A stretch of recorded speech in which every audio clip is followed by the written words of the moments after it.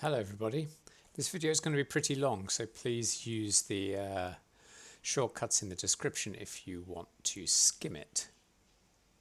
This is me reviewing entries for the Minecraft Generative Design competition. This is the base map with none of the generators run in it, so looking north from the south edge of the part that's in the competition, you can see there's a kind of green valley, some disconnected rivers, a little forest, this kind of ziggurat-y temple-y thing, a load of sand, there's a little village, which I assume is a default Minecraft village, some little farms and fields, and houses. And then here is what I understand to be the winning entry from last year's competition. So there is a kind of nice, attractive walled city here. It's all built out of sandstone to presumably to match the surrounding terrain. What can I say about this town? It's full of these little houses, which are quite nicely decorated on the inside. I can see field here, glass windows, storage. Is there anything special up on this hill, or is it just more of the same? First glance, it looks like more of the same to me. More nice houses. Yep, so there are 20 generators that have been run on this map, and my job is to review how well each generator has done. So let's go. By bizarre fluke, the first map I'm going to be reviewing is, and this is randomly selected, map number 1.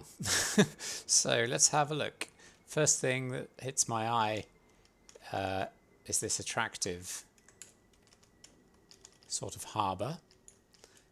Really like the style of these buildings. So presumably, I mean, I guess that's the way these generators work, I guess, are handcrafted assets which are then placed and connected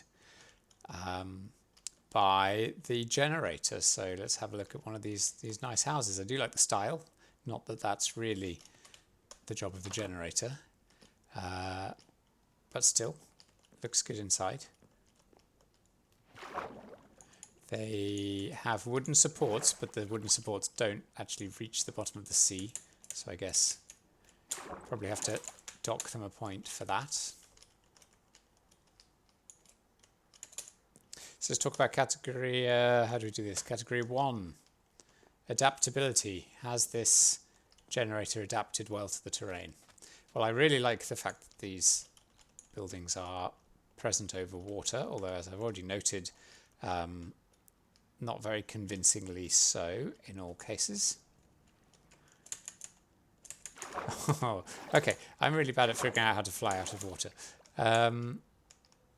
Nevertheless, it has, I guess, detected that they are over water and put them on these nice wooden platforms, although they don't all join up perfectly.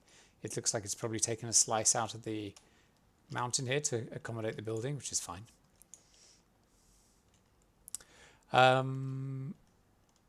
Has it interfered with the existing settlement? It looks like one house has been put inside the walls. I don't know what was there previously, whether that was just an empty space, so fair enough, I guess. Well, it's taken a bit of a chunk out of an existing building, so I guess it's failed to detect. Yeah, it's maybe failed to detect this building. Still, I'm already impressed. I don't know how you would do that. The buildings are all built out of sort of, I don't know what kind of woods these are.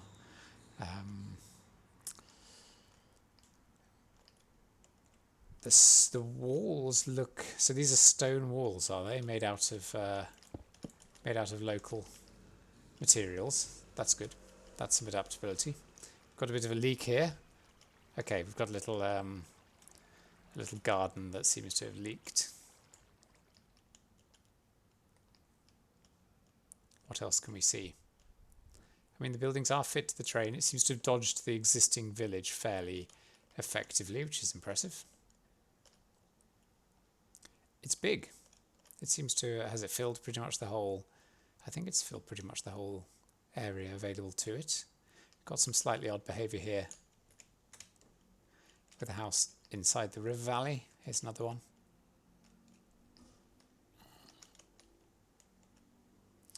Yeah, we've got a little bit of bizarre behaviour going on. Okay, so adaptability. Subhuman. The baseline score is 5 points for a human-like behaviour.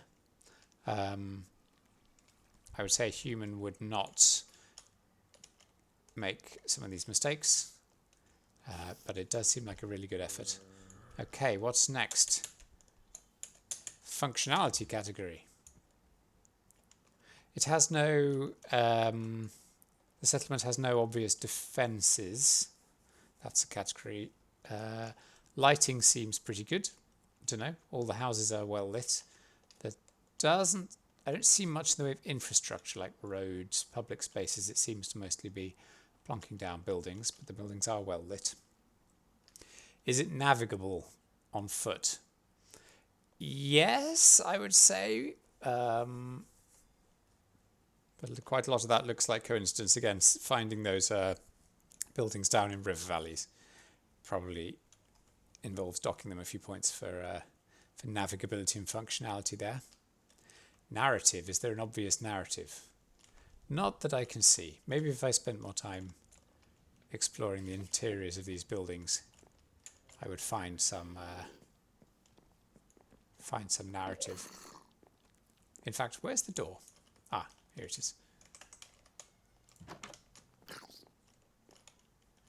I mean, it's all very attractive. I don't know about specific narrative. The style, what is the housing style? Sort of, are they European? I guess I get a sort of, from those eaves, I get a kind of quaint mainland European feeling from it. Aesthetics, well, it looks great. I don't know what you call these, the individual templates that make up the settlement are extremely attractive. And looking out over the skyline of all these little smoking chimneys. Yeah, the smoking chimneys are a really nice touch. So aesthetics, really good. I'm not going to give final scores here probably because I need to compare the different generators and see how I feel about them. Okay, well, that's number 1. My next randomly selected entry is entry 19. And it's immediately very different to the previous quaint village. The first thing that hits my eye here is a castle. A very imposing castle. So let's have a look around. Alright, it's got these high walls and high turrets. Nothing obvious inside the castle.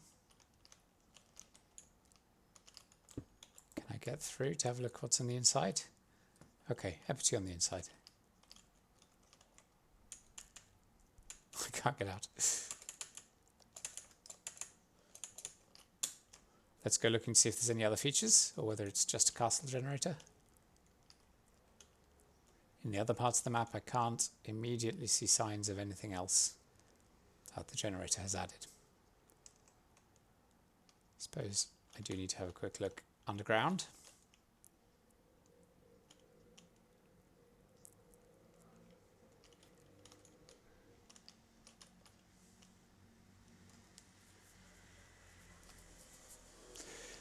I don't see any signs of anything except this castle. Okay. Well, adaptability to terrain. It does seem to fit the terrain quite efficiently, although it seems to have essentially done that by plonking the structure down. What have we got here? Got a little bit of a hole here. I think that's just a natural cave. Yeah, just a natural cave, I think. Functionality, well, I guess it gets max points for defensibility. I cannot find an obvious entrance to the castle, so that might be a little difficult to supply. Narrative, well, it's very clear what the structure is for. Its purpose here is very clear. Aesthetics is nice. Not as impressive as the last one. I like the marbled stone. That's a nice touch, and the fact that the higher areas have got worked stone. That's quite nice. Okay. Next entry to review is number 12. What have we got?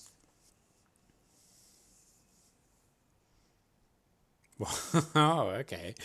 Let's see what they've done here. Wow, look at those roads. Okay, so the first thing that I notice is that it has unfortunately completely overridden the existing settlement. Some quite modern looking houses down there. Let's start in this corner again. So first criterion, adaptability. It looks like there's going to be a mixed story. The fact that it's built a tarmac road through the middle of this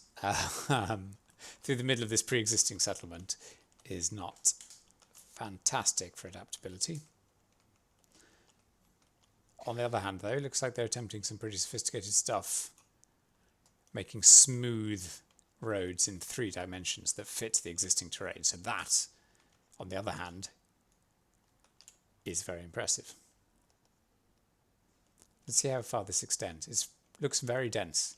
There seems to be little of the existing terrain left, and again I'm getting a strong contemporary European feel. This building is unfortunately floating in the sky. Looks like its foundations have been accidentally placed on top of a tree. So adaptability, yeah, the road structure is very impressive. The rest of it seems to have maybe suffered a bit as a result. But these smooth terrain following roads are fantastic. Functionality, well, it's very accessible by car, I guess you could say. What other features does it have? Let's have a look inside some of these properties. Find some of the better structure, some of the better, what's the damn button? Okay, fine. Let's have a look at some of these buildings. How functional are they? I can get in. They appear to be undecorated. No, no, this one has a grate. This one has a fireplace. See if I can follow this road. No, it looks like it just cuts off here. Unfortunate. Is this a natural cave? Ah, this is where the road has gone. In fact, the road may here have gone underground and the sand has then collapsed. That's what it looks like to me. Yeah, looks like the road has gone underground and either it's dug a tunnel which has flooded with sand or it neglected to look at what was above it. Okay. So functionality is a little difficult, unfortunately. The houses are mostly unfurnished and are a little difficult to get between.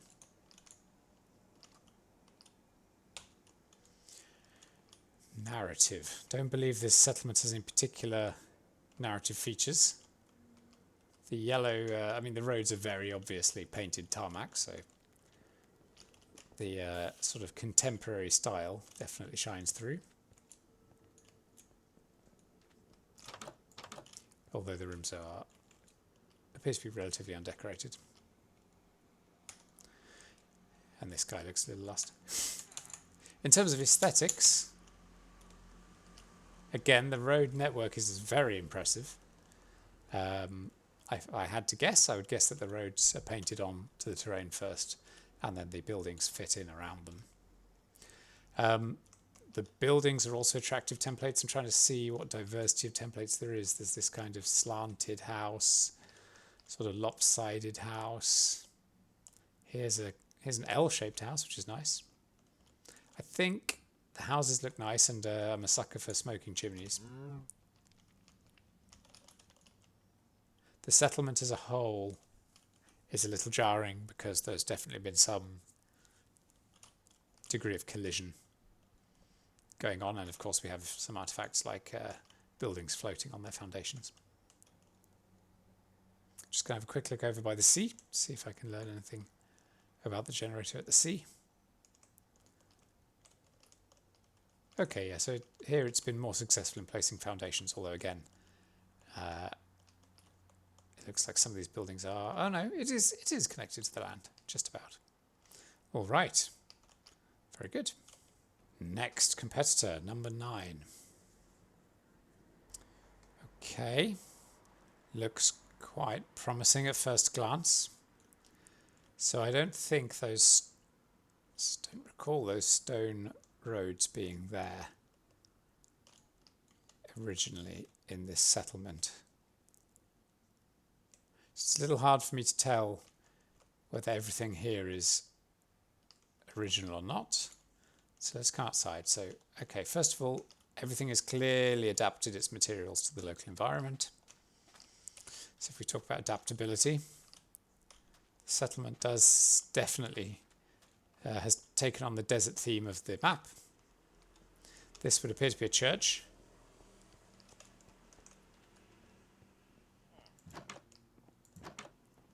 Yep, very nice. Whoops. Oh, no. Oh, that's really bad. Sorry.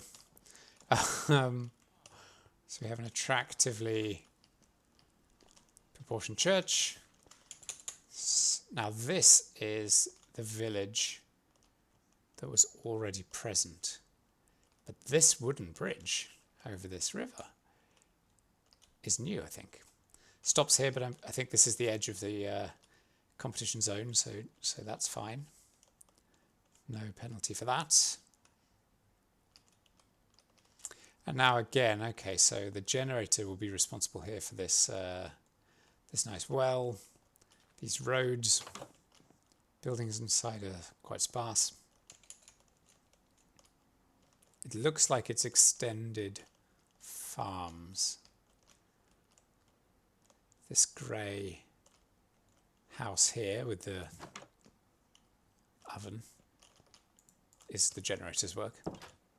So, yeah, one thing you can really notice here, I think, is that we seem to have a generated building here of local materials that distinguish it from the sandstone buildings that it has placed in the desert.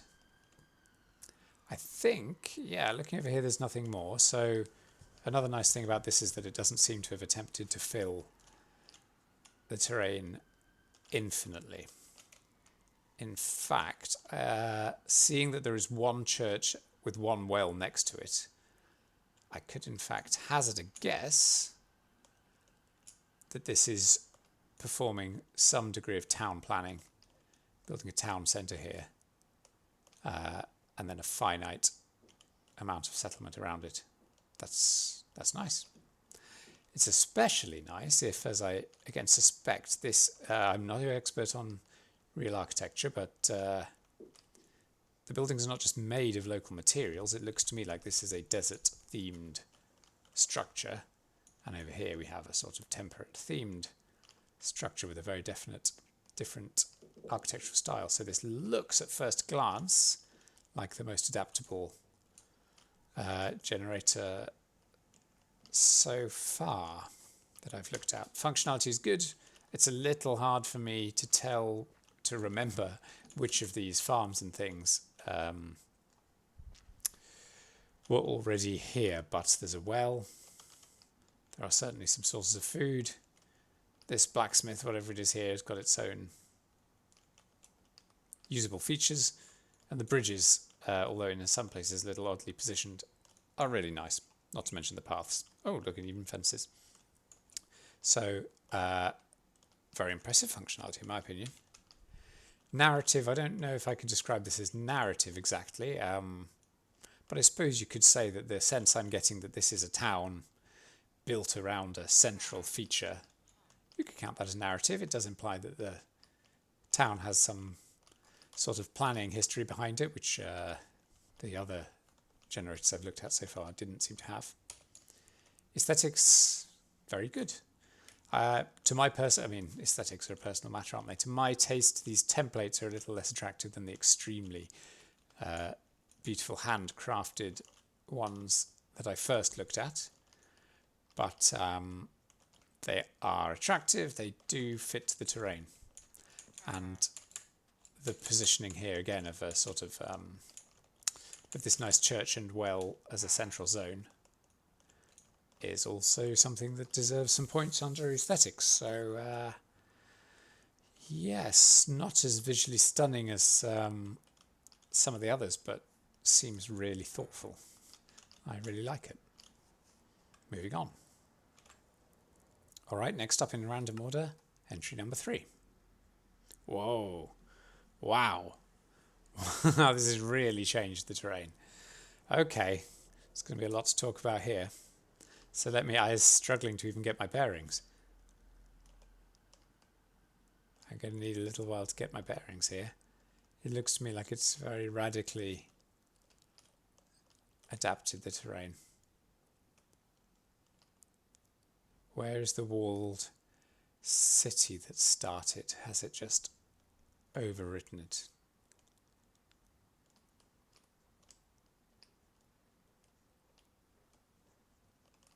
I think it has just overwritten. Yeah, you see, here we go. So these, what are now, I suppose, ruins, must be what's left of the original settlement. Okay, so let's have a look.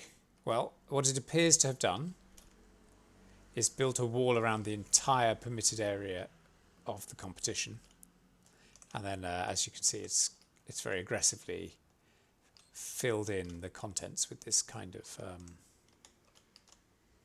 orchard. So let's have a look. Adaptability. This is extremely impressive. It does seem to have taken rather a brute force approach to adaptability. I think it has struggled a bit. Oh no, is this intentional? Okay. I think this is intentional actually. And it's put a supporting pillar in. Okay, it's a little, seems a little unfeasible, but it has definitely adapted the wall to the terrain. Yeah, okay, so if I have a criticism of this on adaptability, it seems to have kind of bulldozed the existing map. There is little recognisable left of the original map, it seems to me. Still, we're going to get to what it has done, which is an awful lot, very impressive. Let's talk about the functionality of this town. Well, this is an extremely impressive settlement. I mean, it really looks on the inside like it. How can I put this? I mean, it's all connected up with footpaths, which is really nice. It's going to be hard for me to judge the functionality because this looks like the settlement does pretty much everything. What have we got? Okay, we've got tiny little houses. Functional. Portals in their own special templated building. That's very nice. Wow, the diversity of structures is pretty impressive. We've got this kind of tree house sort of structure, really nice. What's that? I don't even know what that is. Brick. Flower gardens. These trees are ubiquitous. I don't know what these white things are, but maybe we'll find out when it goes dark. Yeah, quite staggering collection of building templates. This building stands out. Is it perhaps a library or something? Yeah, I guess a library. Oh, what's this? Yep, it's a library already. It's a library, all right. Beautiful. Another very functional and attractive building. What's this, like a market stall?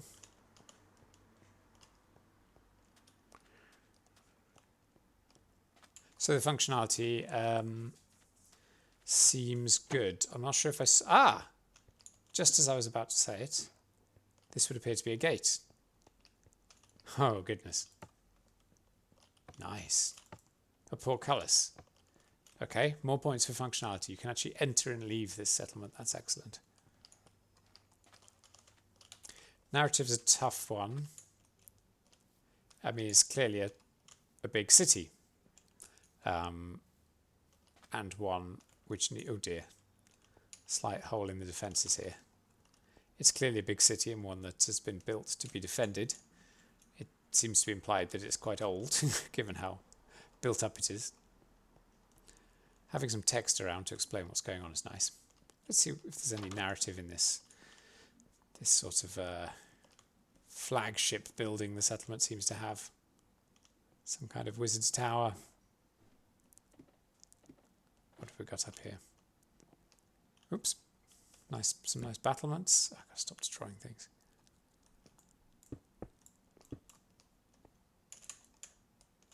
All right. This is glowstone, I guess, so should be impressive at night. And what's this? Another green, sort of modern-looking green building.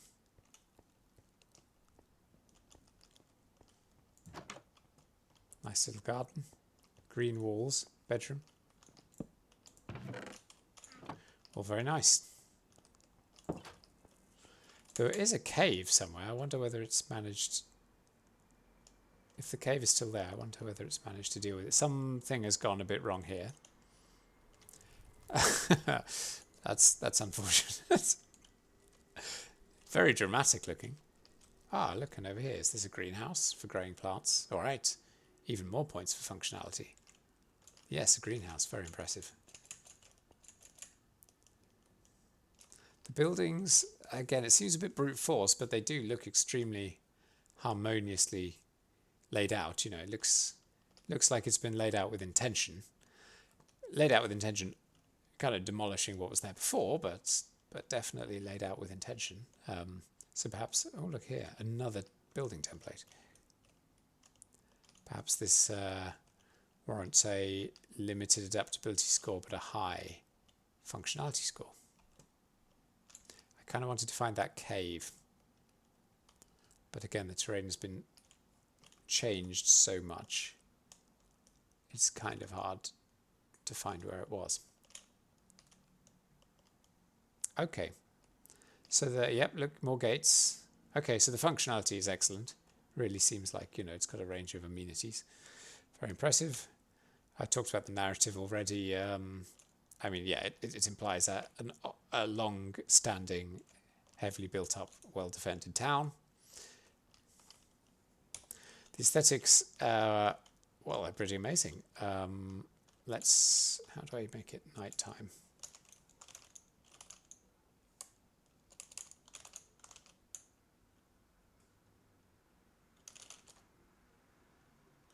All right. Yep, all these glowing trees are again very attractive.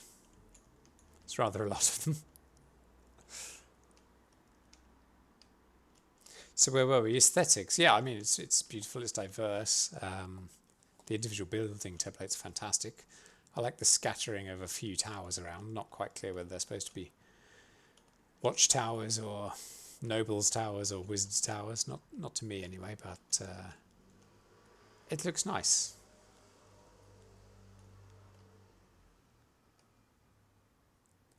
Again, a bit heavy-handed with the terrain altering. But you can't fault the design of the templates or the way they've been distributed around the space. So yeah, apart from its adaptability, extremely impressive. Good job. What's next? Next up, entry 16. Okay. So this is the original walled city. Looks like some overlapping going on there. Oh wow! Turning windmills. That's impressive. I wouldn't have a clue how to do that. So starting here by the sea, we have some good functionality. Pig farm. Well, it's a little leaky, but pig farm.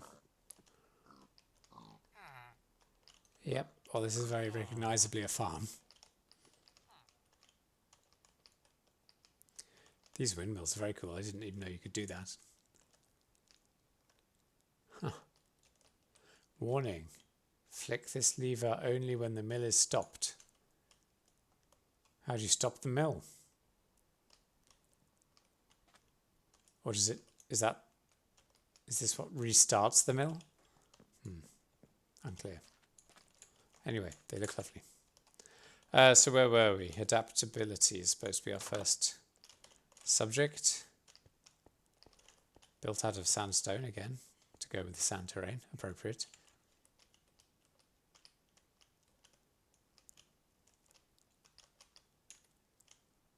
Let's see how far this extends. So here, looks like the existing village has fallen prey to the generator a little bit. I think these were the pre-existing village, which has been smashed up, unfortunately, a little bit by the passage of these roads and farms. But we do have roads and farms. Hard to tell whether the windmills have been deliberately placed on high ground. This one looks like it has, but the others don't, so a little hard to say. We have nice roads.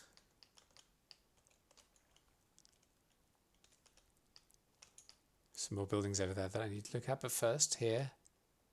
Okay. Yep. Sensibly laid out, nothing sort of hovering in the air. Now is this here again responsive architecture? I'm going to guess that it is, because we go from these pure stone, pretty much pure stone buildings to these attractive redwood and grey stone houses. So it does definitely look like this is adapting to local, local materials. So that's very good. What else have we got? More farms. Fences, although slightly oddly positioned ones. That looks like a bridge. Nice. A little difficult to use. But again, great adaptability to see a bridge built over a stream. Slightly chaotic farm. And then over here, we have more houses. And again, definitely adapting, definitely looks like it's adapting to the local environment. There are farms, which is, I think, a useful feature of functionality. And as is usually the case, the buildings are accessible, not all furnished, unfortunately. Hello.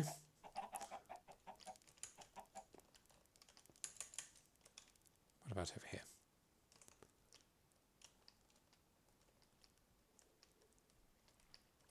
Yeah, again, look at the wood. The wood is changing.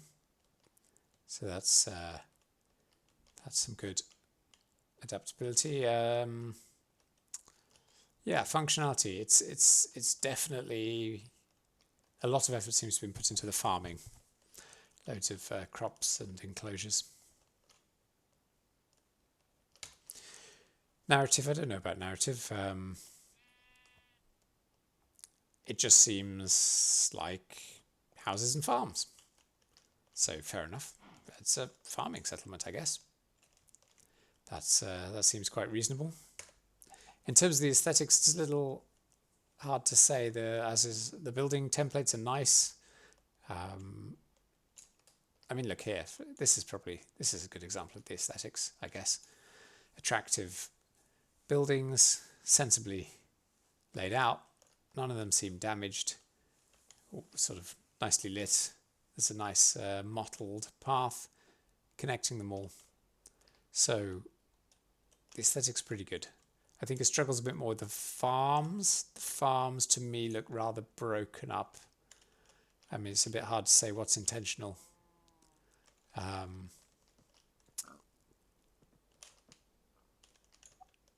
Aesthetics is a personal thing. And it's subjective. I think some of this farmland is rather broken up, and that maybe is not perfect from an aesthetic point of view, but you have to credit the more built-up areas with looking really good. Cool. Next, I think. Oh yes, and the windmills. The windmills look great. Map 15. What will we get? Okay.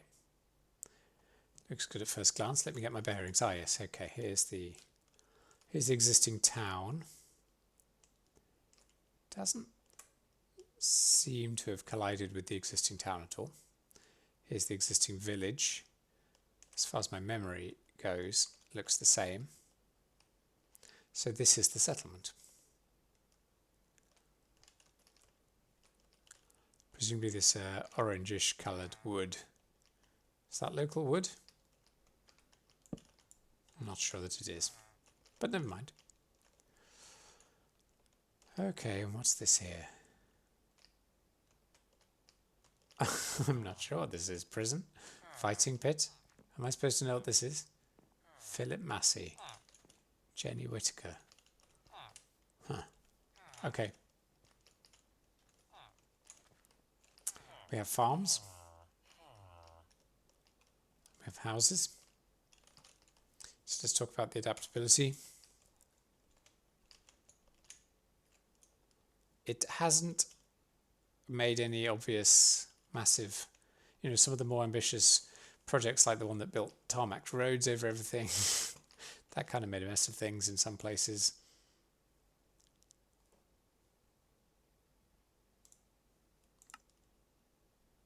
The big town that just bulldozed the map.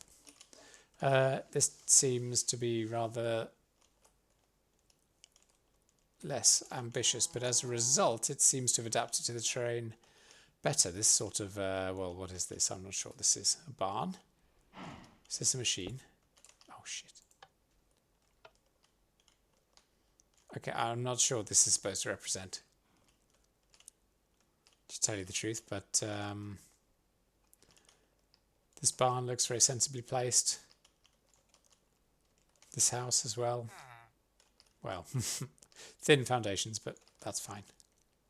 The buildings are sensibly placed, so the adaptability seems quite good, although everything is built out of this reddish wood, which I'm not convinced. Yeah, doesn't seem to be a local wood, so one of the more obvious and easier things to do seems to have been missed, unless that's intentional somehow.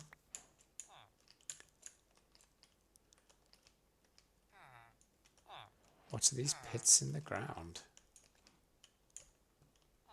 Don't know.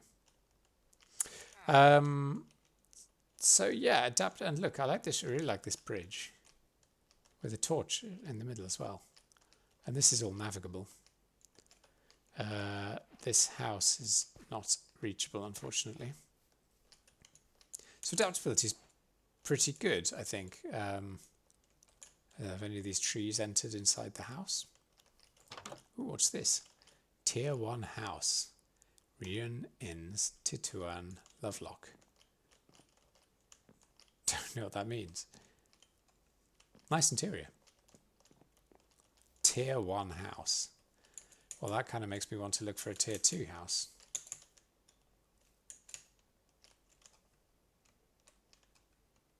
Do all the houses? Tier 1 house. Maxence Gregory, David Hatton.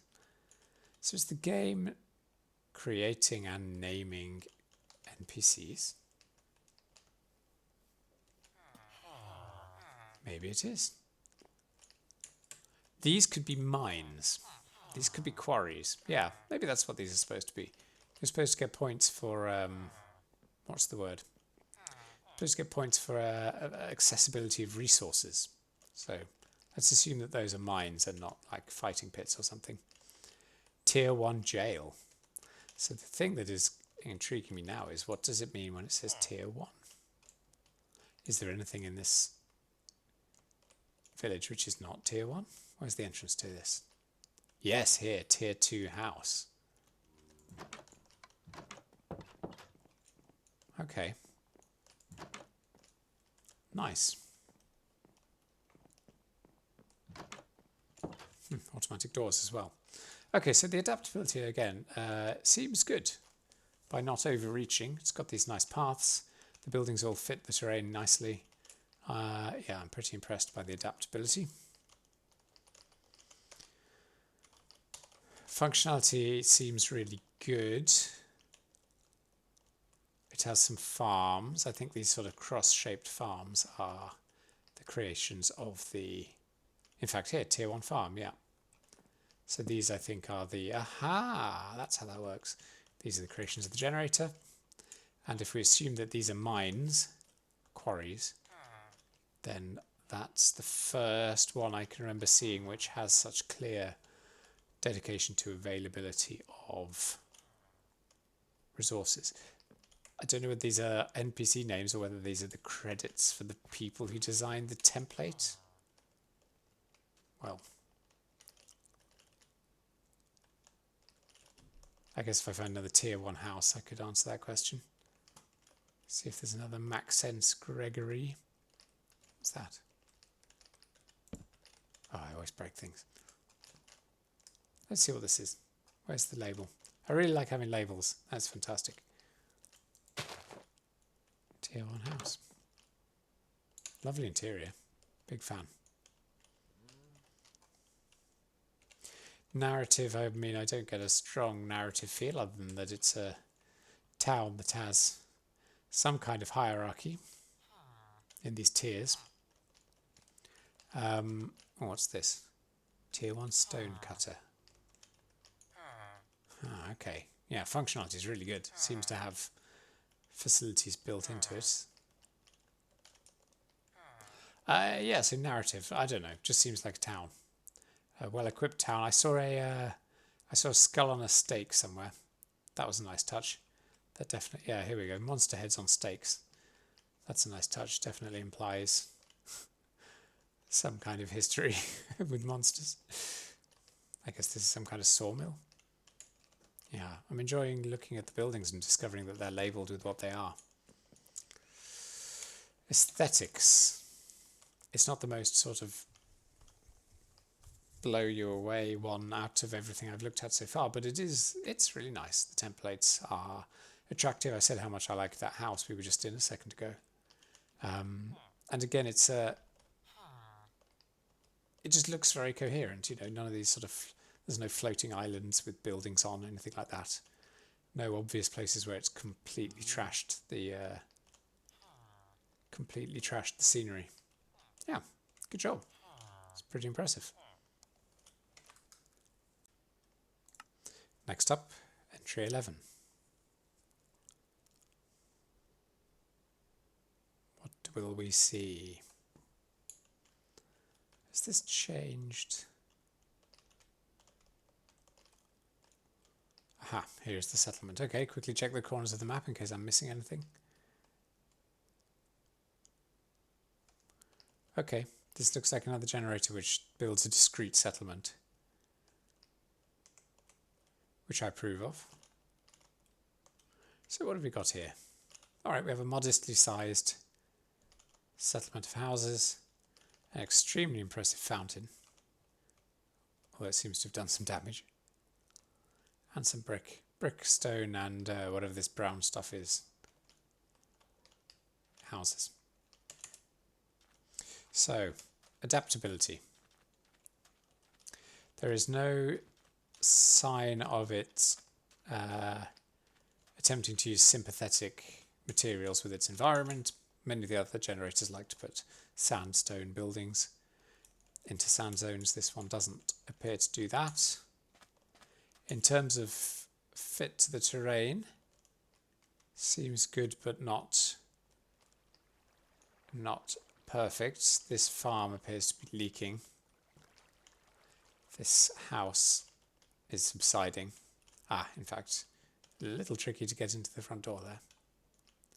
So the adaptability is a little rudimentary. What about functionality? Goodness me, look at that carpet. Well, these houses are nicely decorated on the inside. I mean, nicely is subjective. These houses are actually decorated on the inside. However, yes, and there is a farm. That's a good thing. So points for having agriculture. Several little farms. So that's really good. Let's have a peek through some windows like some kind of evil sprite. The houses do seem functional insofar as they have beds in them and a little bit of furniture. Bookcase. I don't see any sign of industry.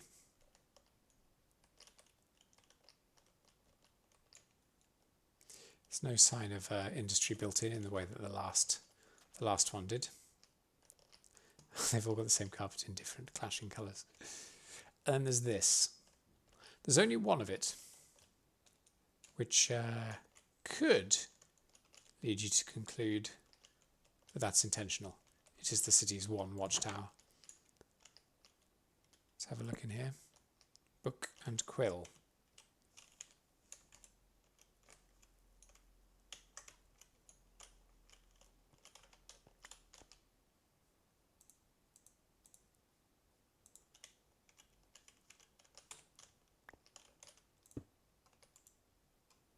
The tower stands, goodness.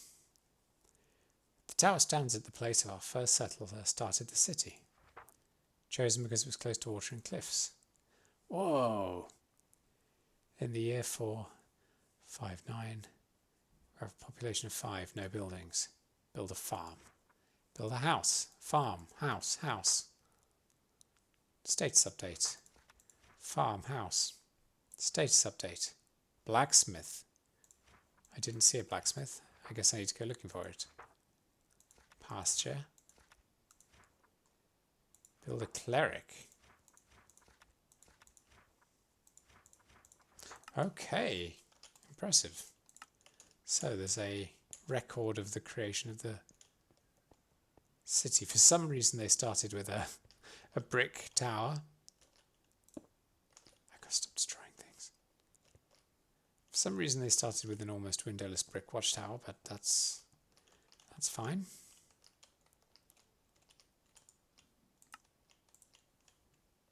So where is this blacksmith?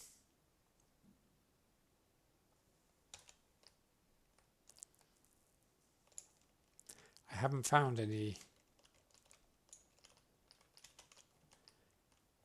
I guess in terms of functionality you have to maybe penalise it a little bit, because apparently there's a blacksmith, but I am struggling to find which of these similar looking buildings is the blacksmith. This fountain's very cool. Although, again, seems to be having a little difficulty adapting to the terrain. I cannot find the blacksmith. There is no building with a chimney or anything like that, so who knows where that is.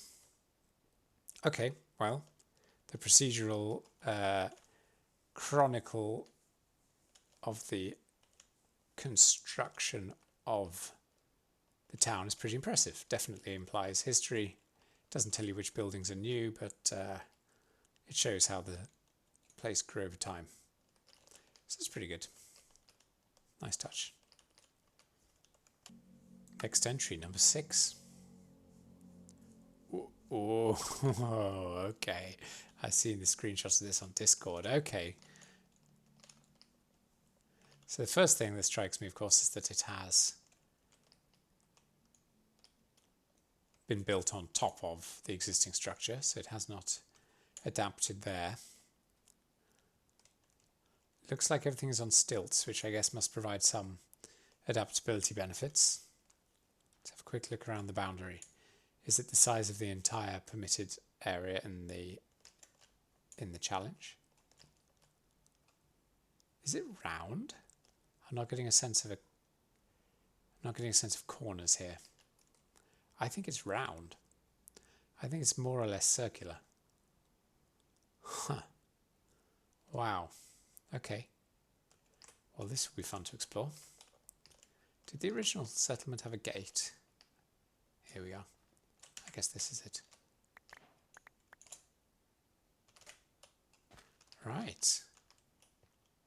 Let's explore this this mysterious place.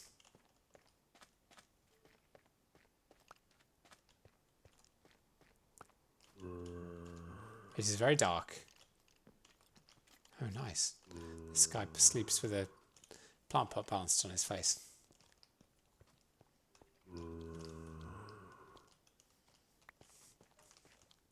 It's very spooky. Fortunately, the daylight is coming. So I don't know enough about Minecraft to know whether this kind of bizarre lilac architecture has a name. Very vertical. These steps seem navigable.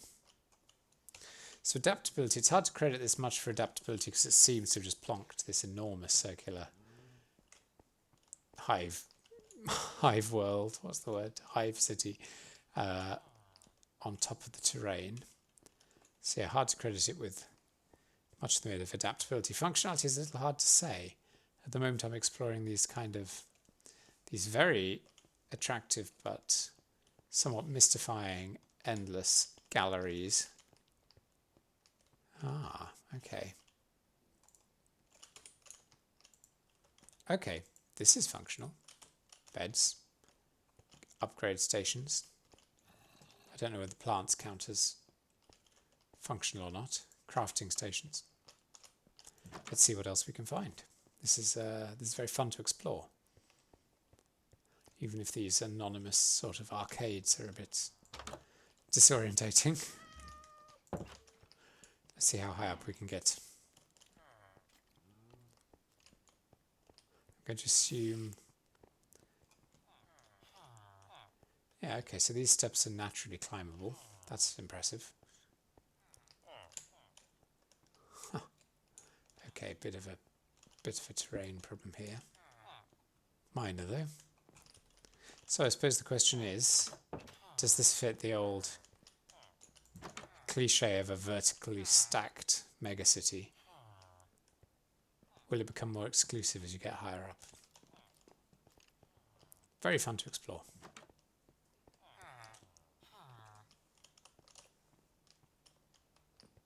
I'm going to keep climbing.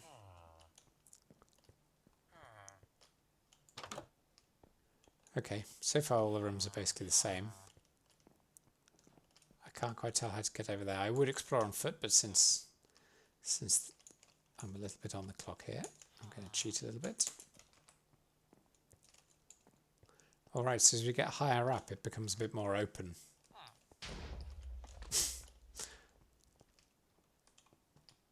Again, I'm going to cheat a little bit just for the sake of time.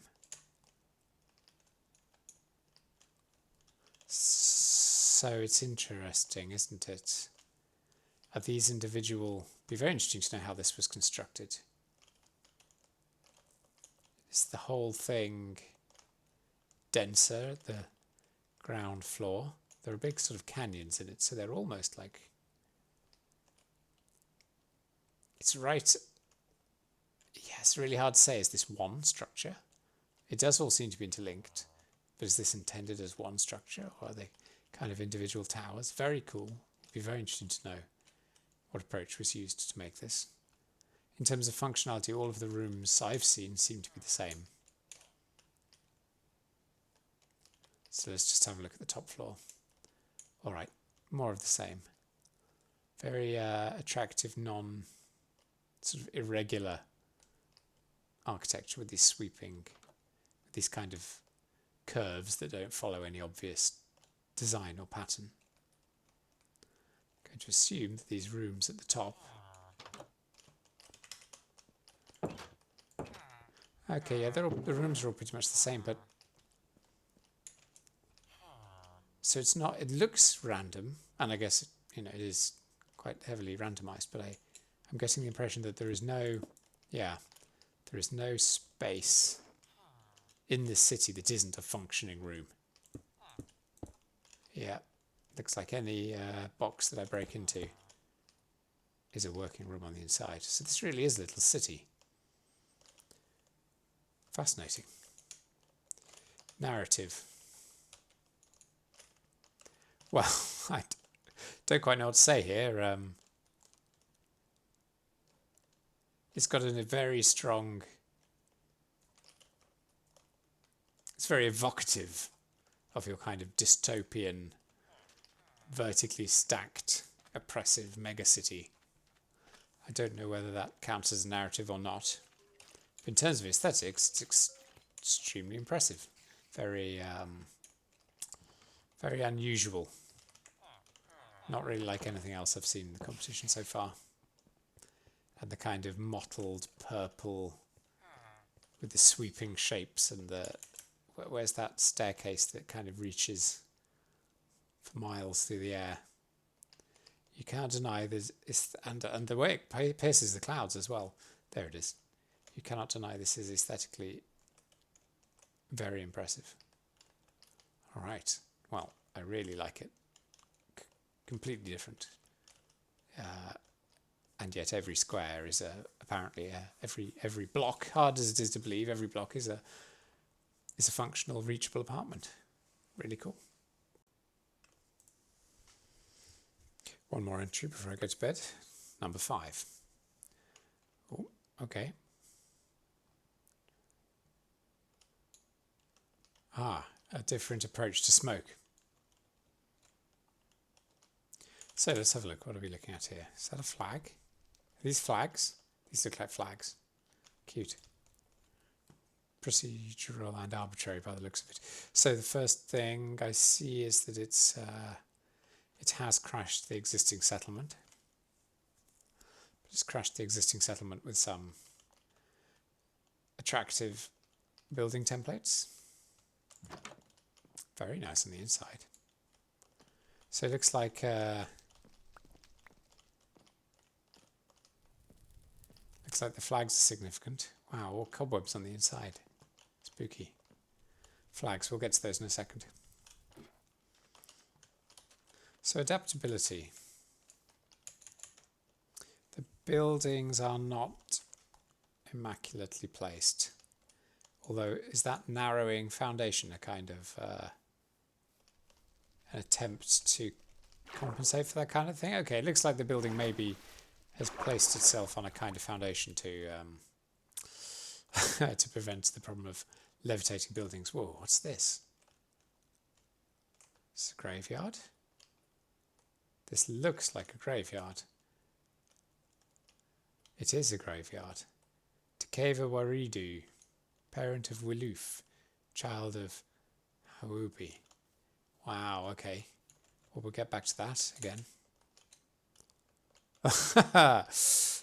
Goodness me. So adaptability. Adaptability is, yeah, these foundations are a cute touch. Hard to tell whether that's intentional or a kind of a workaround for when it struggles to adapt to the terrain. Since the brief is what would humans do, I'm going to assume that this is kind of a workaround rather than... Actually, no, wait. Maybe that's intentional. All right, again, we'll get to that. So adaptability, a little bit hard to say, but let's have a look. These paths look great. Very nicely fitted to it. Well, okay. Maybe not there. They struggle with steep cliffs. Oh, it's a big place. Let's fly over here quickly. This looks like a distinctive building. So maybe let's talk a bit about functionality. Got to dock some point. Well, okay, it looks like there's a ladder here and it broke. So at least it has tried to be accessible. So what is this? Please sign a waiver and pass it to the person behind the desk. What is this? Wow. Oh, wow. Okay, so this is like the... Very impressive templating. Presumably this stuff was not all procedural, but is essentially a template created by the creator. Still, very nice template. So look, let's get to narrative because I'm struggling to avoid it. I do really think that there's something going on here. Actually, let me just check. Are the flags all unique? Or just some of the houses have? They look all unique to me. So the impression I'm getting here is of a story where the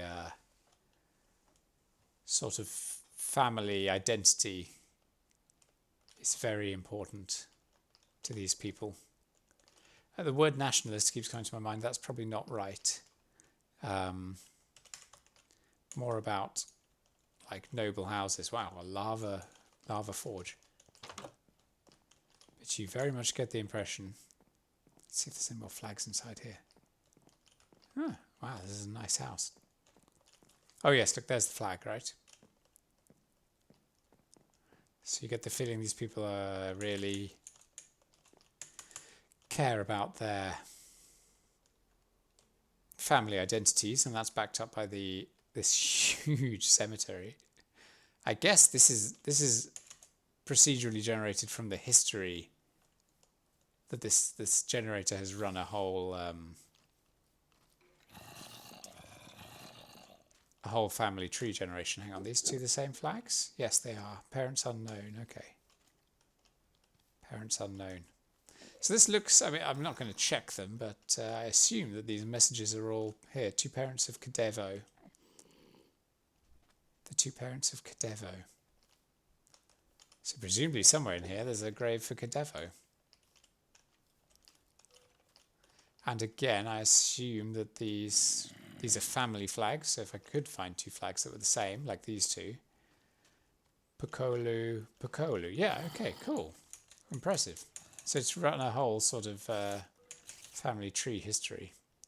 And everybody who's died in the simulation has been given a grave.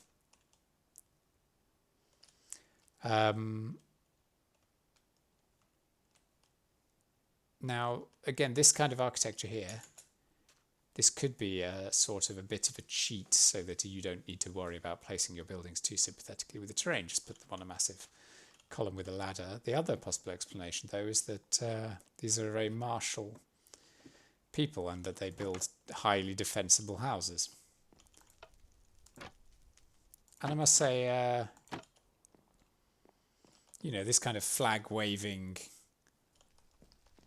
obsession with identity and a kind of military tradition feel like they would go together. I'm looking for some kind of, so we know the settlement has a graveyard. It has like a portal chamber. It has this pretty cool farming archaeology thing. I'm looking for some kind of building like a central castle or barracks or, you know, some other sign of authority, whether there is anything like that. I don't see it. Oh, this is these ovens. Okay, yes, this is a very cool farm archaeology. I'm not seeing any buildings that stand out as being anything other than, again, these sort of family homes. Oh, there's a central well. That's nice. Is it a well? It's a chest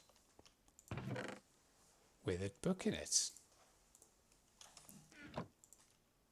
To whom it may concern, our ancestors considered it disrespectful to have a building which disrupts the land. Okay, they are built on cobblestone intentionally, conveniently not disrupting the terrain.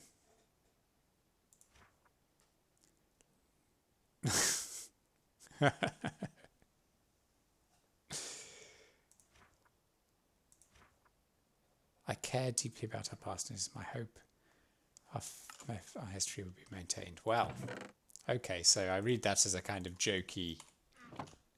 I read that as a kind of jokey excuse for why the buildings all use this schema. Anyway, it's very cool. I really like it. Discovering that these family flags. Well, that's a bit weird because these are 3x2, and everywhere else they're presented as 2x3, which I think is probably not how you do it in real life. But anyway, having this tangible proof that the game has simulated a load of families and presumably intermarriage between them. Really cool. Very unique. Aesthetically, it's nice. Not my favourite one that I've seen, but the building templates are all very attractive. The sort of lit pathways are very nice. And almost all very sympathetic to the terrain. Yeah, I mean, some of these building templates are gorgeous. The graveyard template, well, it's sort of a procedural template, I guess. And the portal hall are also very impressive. And this, I mean, I don't know exactly to what extent this is. Is this just got a pillar in each corner? Okay. Simple but effective. It certainly creates a kind of oppressive mood, which seems appropriate for such a large memorial to the dead. Okay. Yeah, the aesthetics are good. Maybe not my favourite so far, but I really like it. Good stuff. I guess that's enough for one evening. Good job, whoever made this.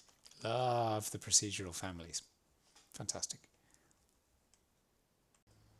All right, it's the morning. I have coffee. I probably sound, hopefully I sound a little rested. Next competitor, number 13.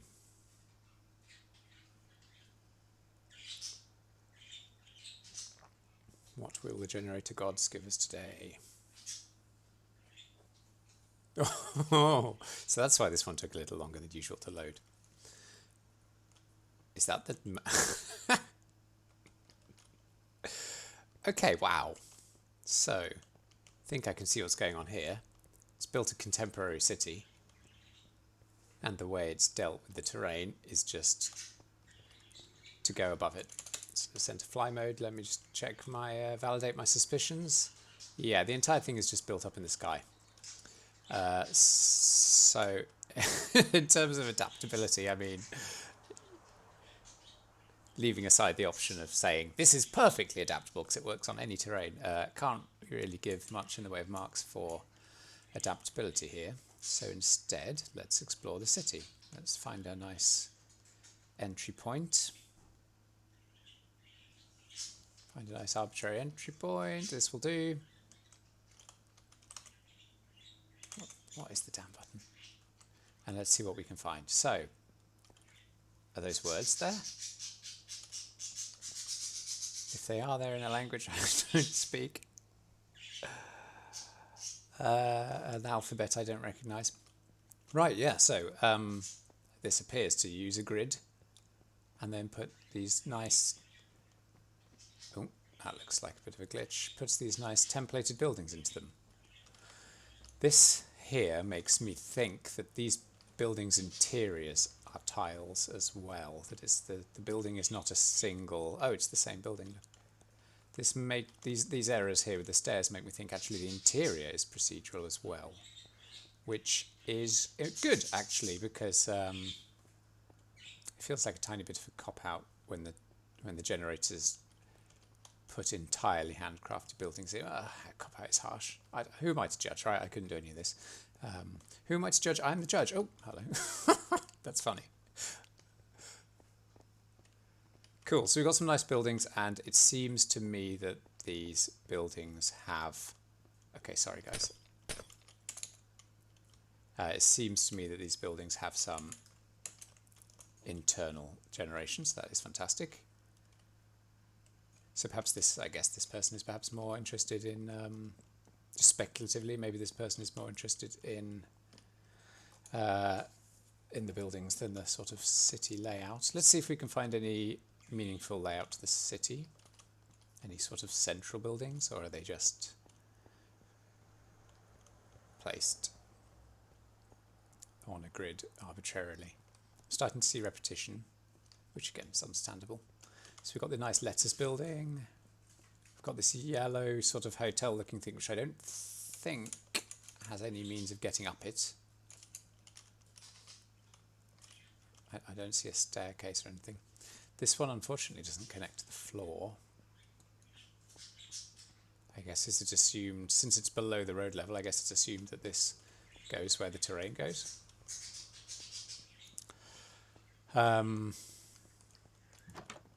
Always the problem with judging these with no input from the... Oh, this is nice. No input from the creator is it's hard to know what's a trade-off that has been intentionally made and what's a bug that the creator will be disappointed in. Still, these buildings are really nice. I don't take, sorry, don't take too long since I've got 20 of these to look at and I'm trying to make a video of them all. So let's have a bit of a fly around. Yes, we've got this sort of purple N building. It's a really cool layout. I mean, there's some architectural chops here, you might say. I think these buildings are all plausible, attractive. I mean, obviously, they have some implausible features in some cases, but all right, I don't see any sign of town planning. What is this thing? Well, hopefully it's a sculpture. That's the kind of thing that would have a do not climb sign on it in the real world, I think. So in terms of functionality, pretty good. These buildings are attractive and convincing, and I did see some features like a crafting table at the top of that one. I think for the most part, if a population were going to live in this city to actually play the game, I guess they would need a way to get down to the ground, and would have to probably bring their own tools and equipment, because I don't see much in the way of crafting stuff. Mind you, that's not really in the style it looks like they're going for. It's extremely navigable if you don't count the fact that there's no way to get down to the ground. I don't see a narrative as such. It's very thematically, it's extremely thematically coherent, but I can't see signs of a narrative as such. Aesthetically, it's extremely impressive. Again, however, that's granted for the fact that the roads are all hovering in the sky. So it's going to be an interesting one to give a grade to, because it looks great if you ignore the fact that it's flying in the sky. So I guess that balances out somewhere in the middle. Oh, hang on. Let's have a look at this one. I don't recognise this. Okay, we've got two of these.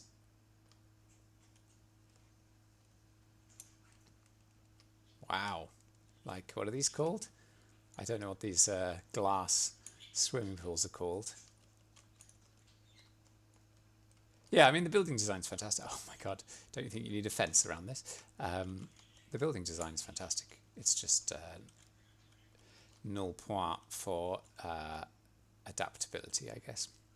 Okay, well, this has been fascinating. It certainly seems like a fun place to be, just because these buildings are so attractive and interestingly laid out. Good. Okay, well, on to the next. Next up in the random order, entry 10.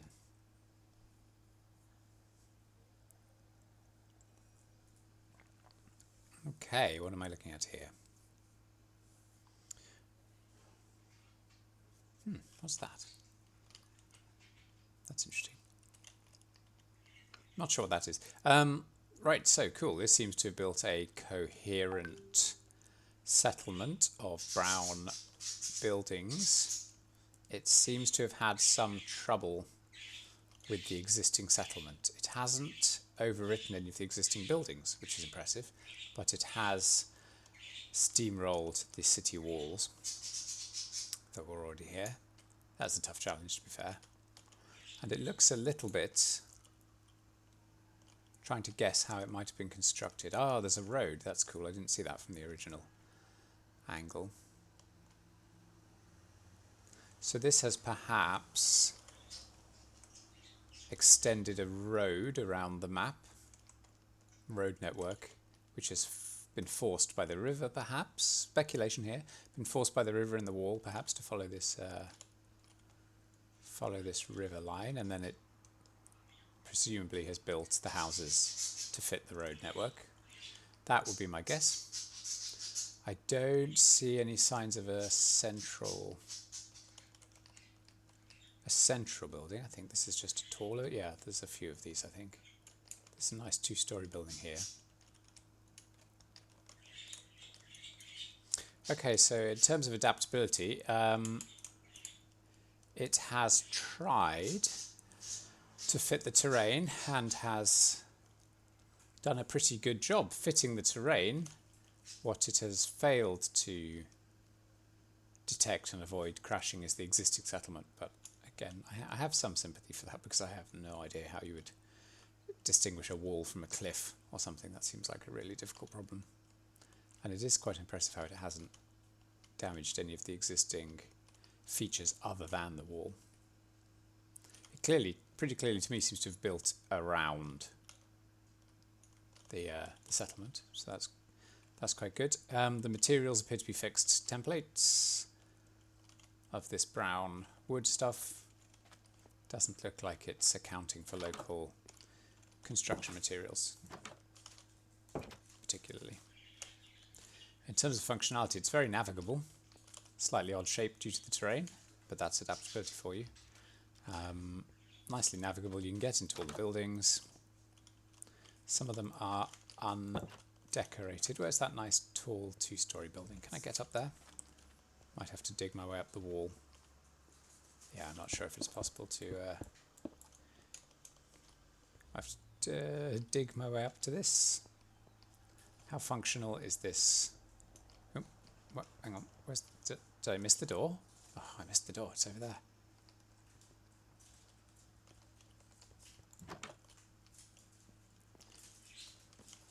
It has some tools, 2 oven things.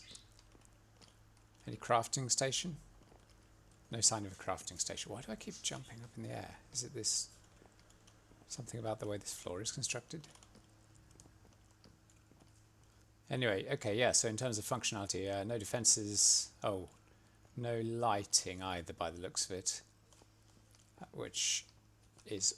I understand a problem when night falls and the monsters come out. Good. Narrative-wise, I don't see signs of a narrative except the way it's built this. I mean, this is what it's like around where I live. The way it's sort of built along the waterfront and has all these nice waterfront houses. It kind of...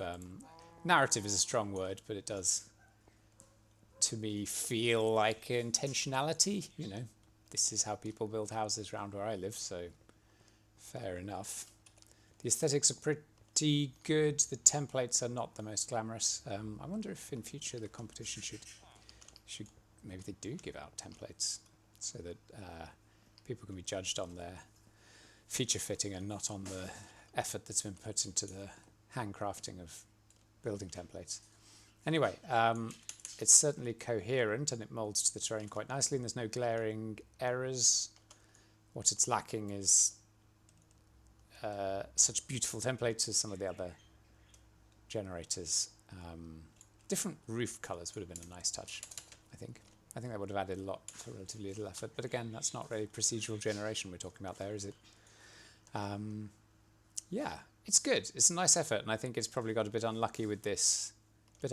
Settlement here in the city walls. I think if the generator had run on any open terrain, it would probably have handled it better. Okay, look, we've got a little bit of misfitting here.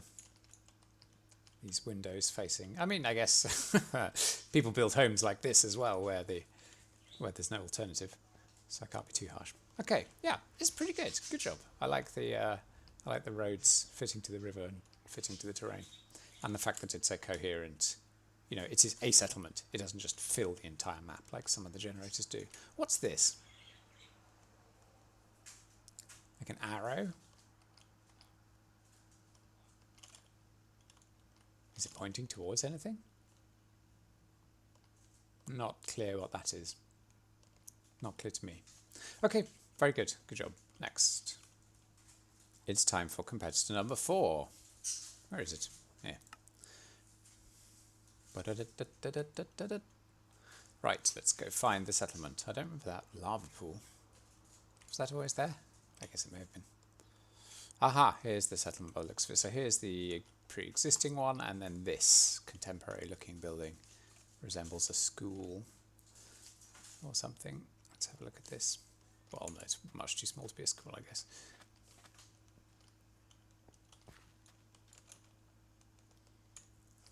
Okay, so it's put some of these low sandstone buildings and some think these are procedurally generated roads.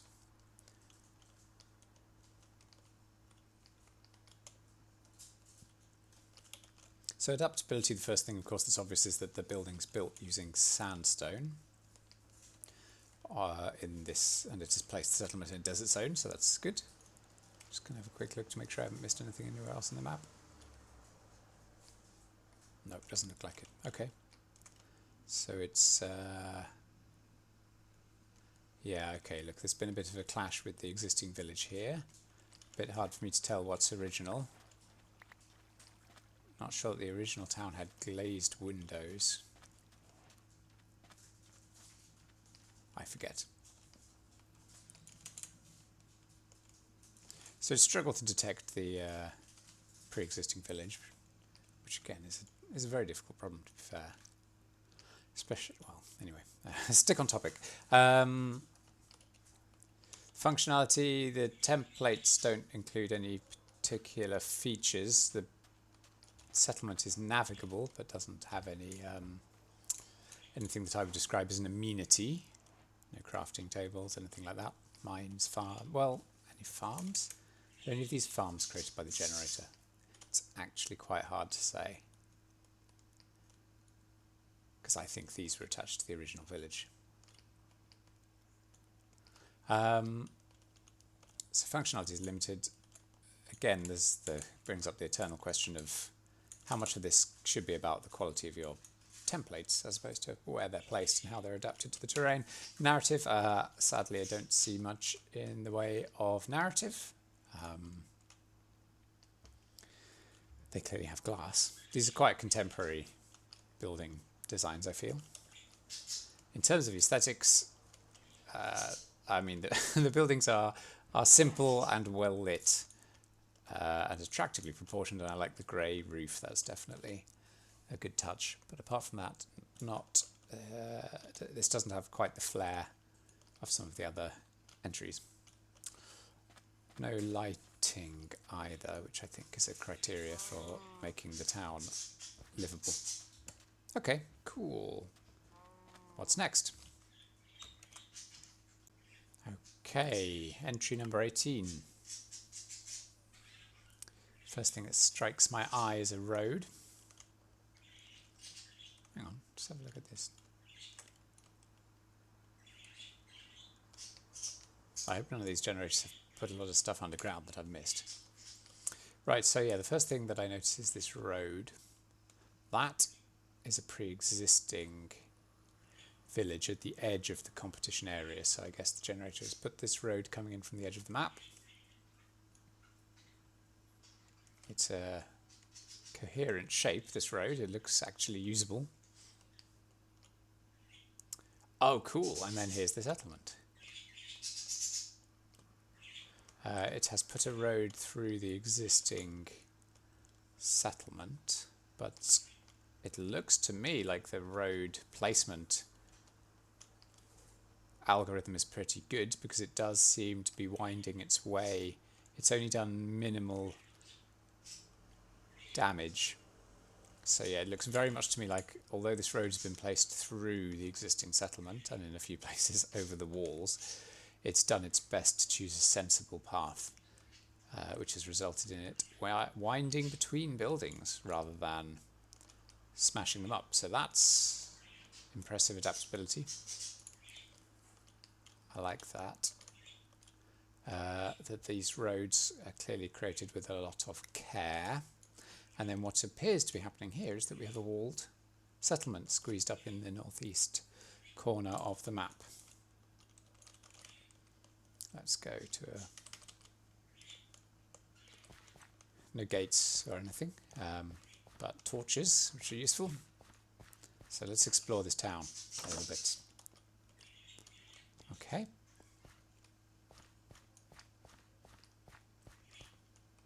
Narrow alleyways. Interesting shaped interior. Very interesting. I wonder how this is... I wonder how this shape is reached. Let's have a look from above. Okay. Right, okay, so it's built another walled settlement next to the pre-existing one. And then these buildings, these can't be just tiled, can they? It looks as if these are procedurally fitted to the shape. Hard to imagine that this bizarrely shaped building could be a handcrafted template. So that's pretty impressive. What about in the middle of the town? More of the same?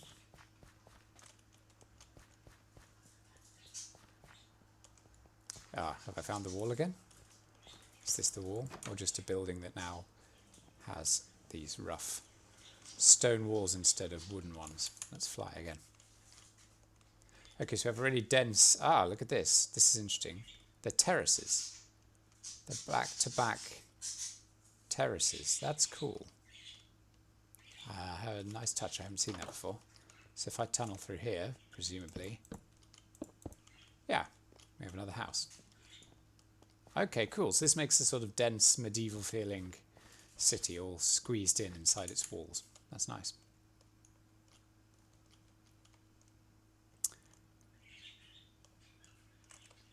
So in terms of adaptability, I'm pretty impressed. I've already said how impressed I am by the roads.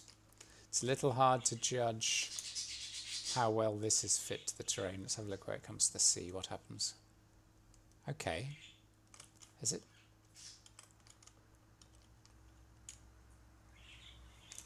It's a little hard for me to say without an easy way to refer to what was there before.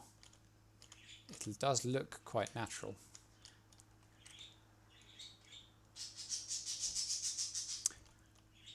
What's happened here? Okay, so the wall has been built over this hill. Well, it's very coherent. It's very coherent. This wall is well constructed and hasn't had any particular trouble with the terrain. So the adaptability, and again, I keep saying it, I love the roads. So the adaptability is very good. The functionality is quite good. No, you know, it doesn't have amenities like crafting tables and stuff. But the wall is fully intact, apart from these gates, which wouldn't be too difficult to seal up. So it looks defensible in that sense of functionality, and it is lit. Narrative-wise, excuse me. So again, no narrative as such, but it has a very clear theme, in my opinion, of a sort of cramped medieval fortified town where the houses are all squeezed in against each other as close as they can. And the back-to-back design is very, very clever. Aesthetics, it's nice. They're not the most, you know, I keep going back to the maps with the really sophisticated handcrafted templates. Those have more beautiful buildings, but it has a coherent theme. Looks quite, it looks like nice at night since it is lit. Yeah, it's not sort of, it's not beautiful, but it's consistent and coherent and plausible. So have to give it quite some credit for aesthetics there, I think, despite the relative simplicity of the architectural style. We'd have to credit its sort of natural flowing shapes, even though they are rudimentary. I suspect this kind of wall fitting business is quite a technical achievement, and it looks very natural. Yeah, okay, great job. I like it.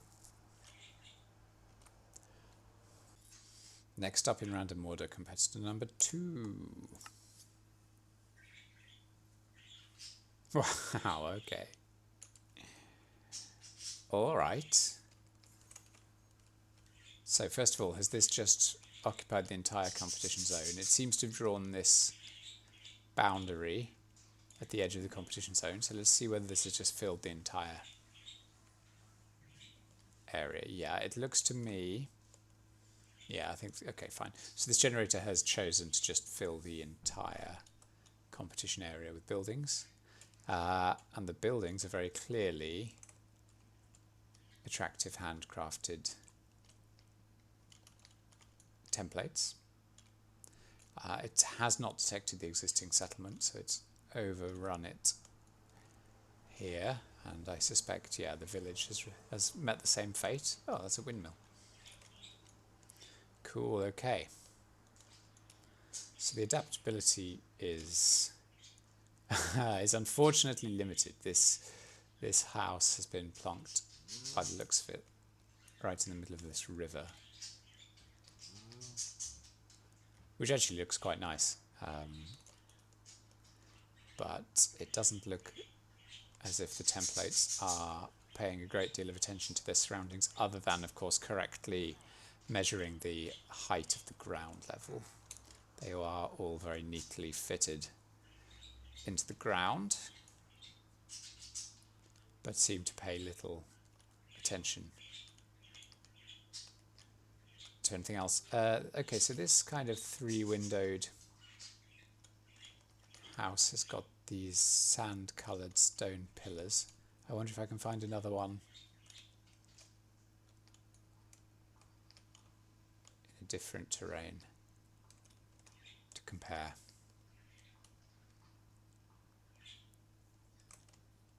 Okay, is this the same building? 3 pillars, 3 holes in the front. This looks like the same template, but it does look as if there's been some adapting to the biome, because here we have grey stone. Can I see the two at once?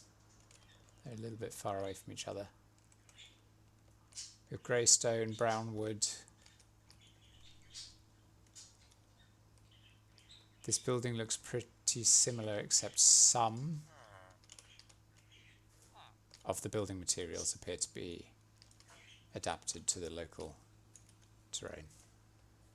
Okay. In terms of functionality, I would imagine that these lovingly crafted templates are highly functional. Storage, I would imagine they have all the necessary amenities on the inside. Slightly odd layout. Oh, okay. No, can't immediately find a crafting table or anything like that. Let's have a look upstairs.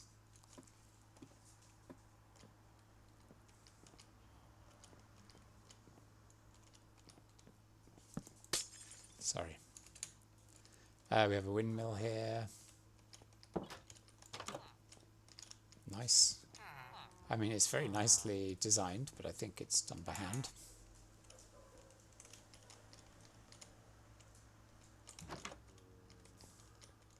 Gotta love these interiors.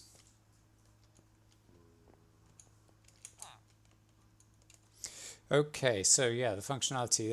It's not very... It's navigable by virtue of the fact the buildings are all close together and at ground level. But there are no defensive amenities, no sort of roads or anything like that. It looks like the buildings have just been placed so as to not collide with each other.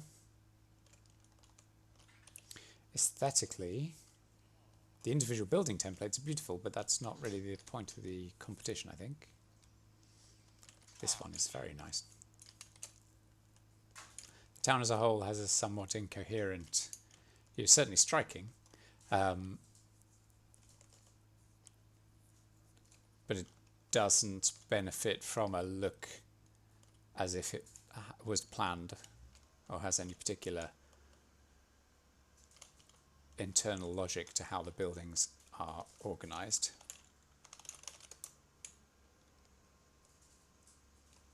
Cannot see any... I'm looking and I can't see any sign of intentionality in the placement of the buildings, which means that although the individual templates are extremely beautiful, the settlement as a whole, with sort of 3 churches next to each other like this. Although look at the adapted materials, the materials are adaptive, so that's good, but the functionality of the settlement as a whole is, the aesthetics of the settlement as a whole are constrained by the sort of random feeling placement. Okay, it's pretty good though, better than I could do. Next.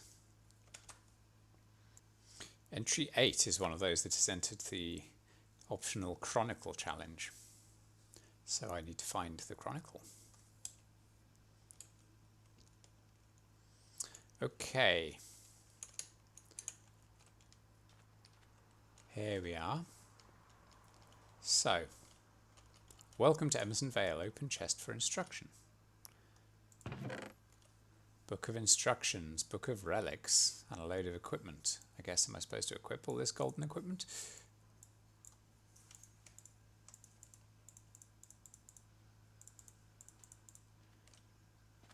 Let's have a look at these books. So, book and quill. The Book of Instruction, chess pieces.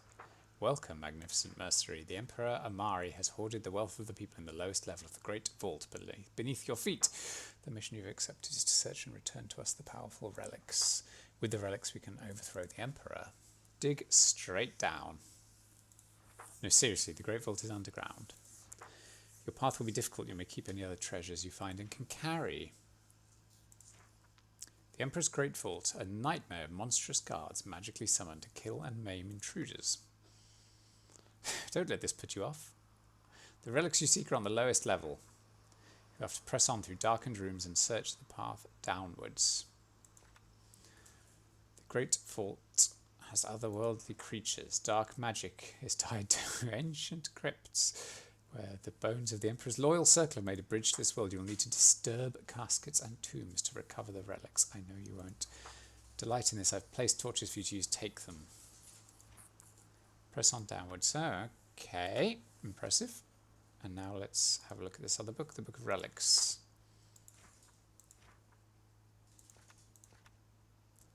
Sutton's metaphysical last stand is a lapis block.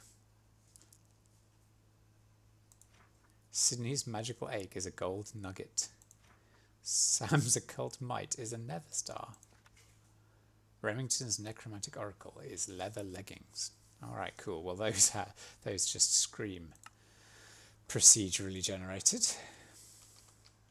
So let's see.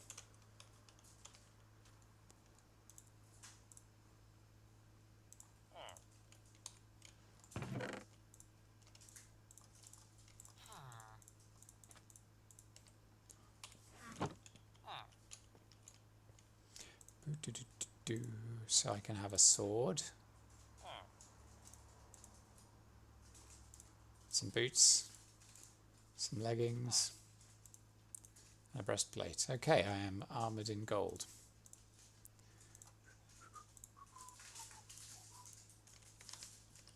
Dig straight down.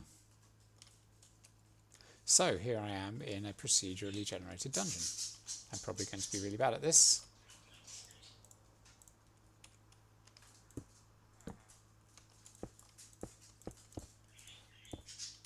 Okay, maybe straight downer.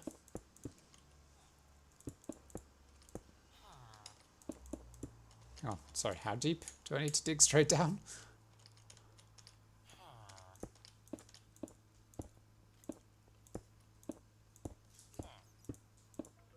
I can hear monsters. Why do I get the feeling? Okay, I'm just gonna make sure that I'm not missing anything that I'm supposed to have hit.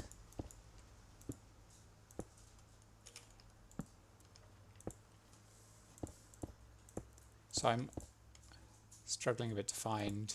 I'm pretty sure I'm supposed to be in a network of underground caverns, and I can hear monsters. And yet somehow... Aha! Okay, have I found the game zone?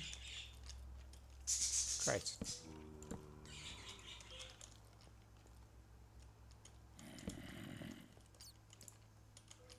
Oh no.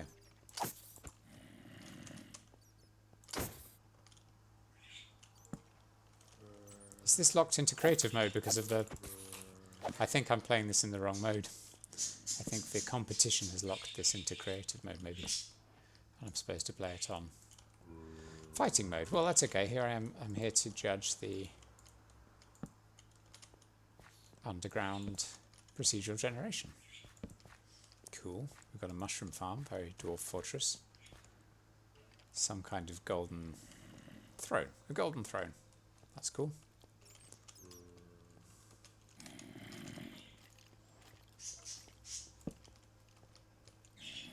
Do the gold blocks mean anything? Right. Got a nice, impressive vaulted room here. Ooh, a spooky big room.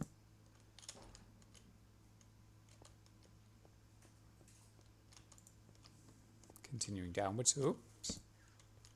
What's this? Spiral staircase. Spiral staircase. A garden. Very nice.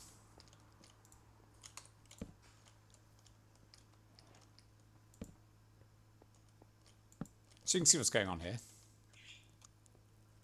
A bit like Spelunky, I guess. It's a grid of prefabricated underground chambers. It's very fun to explore, though. Farm. Another farm. Mushroom farm? Yeah, mushroom farm. And what's this? Not sure what that is.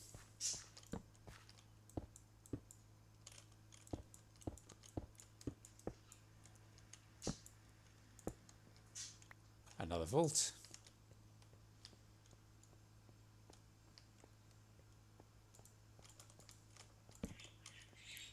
What's this? Just more creepy architecture. Another mushroom farm, but there's something down there.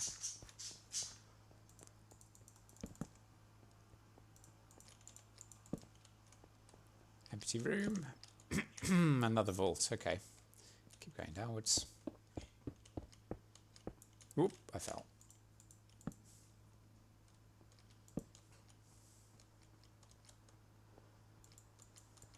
This looks like new architecture. Yeah, okay, sort of creepy. What's this? Gunpowder. No, wait, sorry. Block of emerald. Compass. I guess if this were one of the artifacts I was supposed to be looking for, it would say so. Hello.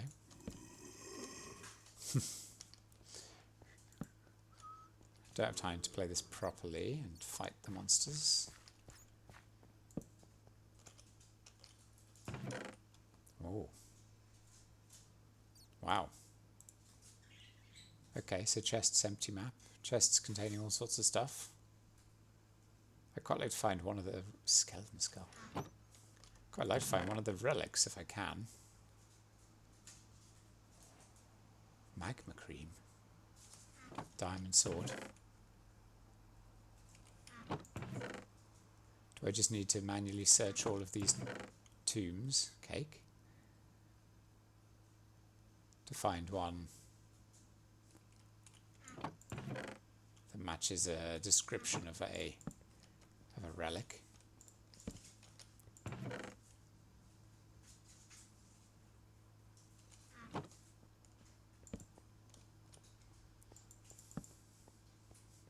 Another garden. Another vault. Am I at the bottom yet? Doesn't look like it.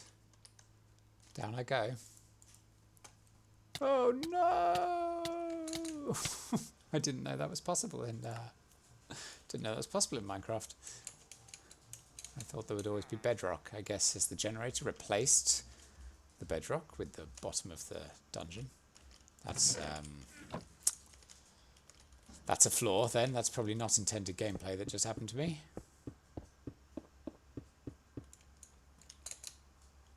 Still not convinced by this dig straight down thing. It seems to me that by digging straight down you can miss the edge of the vault.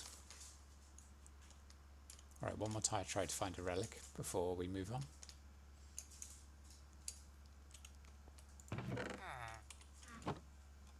Did I take everything last time? Has all my stuff now fallen off the bottom of the map? Unlucky. Alright. Okay, that's an interesting one. So let's, I've just refreshed it, reset it to how it came. Let's try it again one more time. Don't really need the equipment, do I?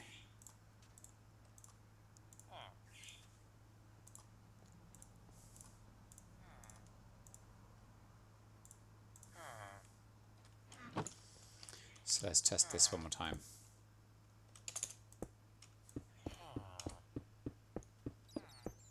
So following the instructions and digging straight down, I think doesn't really achieve what they intended it to achieve. I think you're supposed to end up in this dungeon.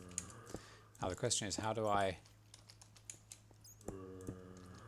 make sure I don't fall out the bottom of the map again this time?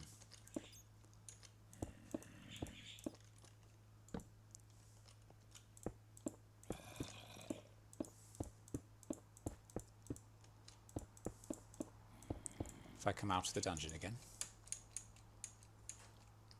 Looks like I should be in the dungeon.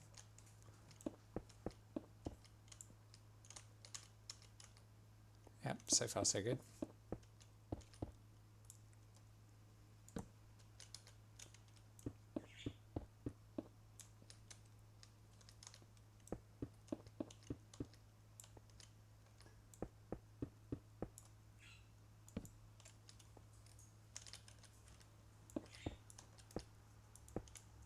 Okay, going down and down and down.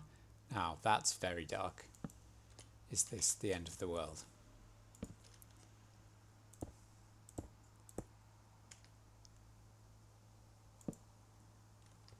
That looks to me like that might be death down there. So let's assume I'm on the bottom.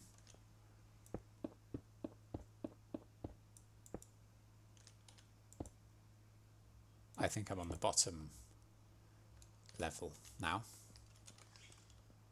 Let's just have a quick run around, see if I can find any of these relics. Tombs again. Again, not sure how I'm supposed to find the relics other than searching like this. Guessing there would be a conspicuous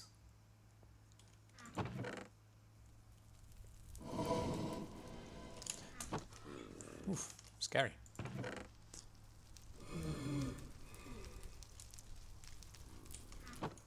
So I guess in some of these tombs... Aha! Here we go. Carmel's cryptic last stand. I don't know what looting 3 means. This transcendent design was rumoured forged by warrior Alexis. Okay, I found one of the relics. So Carmel's thing should be in the Book of Relics. Carmel's cryptic last stand is iron leggings. Great. Okay, cool. And then I have to find them all and escape. Hunting. So in terms of the challenge, adaptability is low. The competitor chose not to take the conventional approach, but instead essentially write a kind of Spelunky. So that is very impressive, but not in line with the brief. The functionality, well, it's again, it's not in line with the brief. It is excellent as a playable sort of dungeon challenge mode. It's not intended to be a livable settlement. There is a narrative. I like the procedural quest. Very very fashionable. Goodness me, what's this? Sorry, that guy's a bit loud. Yeah, it has a narrative and it procedurally generates these artifacts, which it then scatters at the bottom level. Very impressive. The aesthetics are good. I really like the underground templates. I like the mushroom farm. I like the garden. Very cool. So a tough one to judge. It doesn't really meet the brief, since the brief is to generate a settlement and not a game of Spelunky. But for the goals it has set itself, it is extremely impressive. Right. Okay, competitor number 17. What have you got for me? I love the variety. Okay. So we've got a kind of Barcelona feeling to me. I haven't been to all the world's cities. We have a city of balconies, which again, personally, that makes me think of Barcelona. Trees in the avenues. It has not, in terms of adaptability, it does not seem to have adapted to the terrain at all. In fact, I think what it's done is just applied itself to the entire competition area. Yeah, looks very much to me like this is just run on the entire competition area. All right, so it isn't trying, I don't think, to adapt to the terrain, and where it causes some weird artifacts as a result. For functionality, we do have some trouble where these city blocks are not smoothed. Let's have a look around.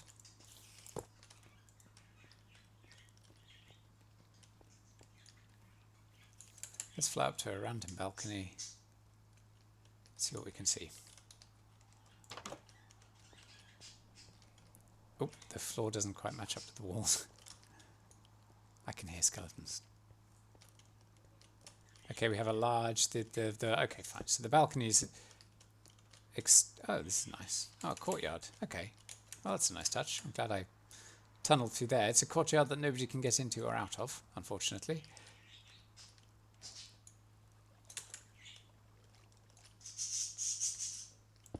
The balconies are unfortunately cosmetic. 3 balconies which would be presumably shared by adjacent flats in the real world. In fact, open out to the same internal room. The buildings are nice. You know, mix of materials. There's these little corner posts on these balconies. But its functionality is limited. There are no amenities, and more importantly, it cannot be easily navigated due to these block height differences. There is no narrative. As with many of these generators, it does evoke a really concrete sense of place, of a city. A densely built up city, again, to me, like Barcelona, but whatever, anywhere that has a climate nice enough to have this many balconies. No specific narrative. The aesthetics are, I mean, the buildings are nice on the outside. They are essentially empty, and the whole thing is let down a bit by these discontinuities. But some care has been put into some of these features. All right, I like the lanterns. Let's just do the quick. Okay, it's a little underlit. The ground level of this building is nice with these lanterns, but some of these blocks are completely deserted. Good. Moving on. Entry 20. Ooh, okay. This is the one I had a quick look at before I officially started the judging process. So this has created what looks to me like, so I'm no expert on Asian cultures. I would guess from this thing that this is a Japanese themed settlement.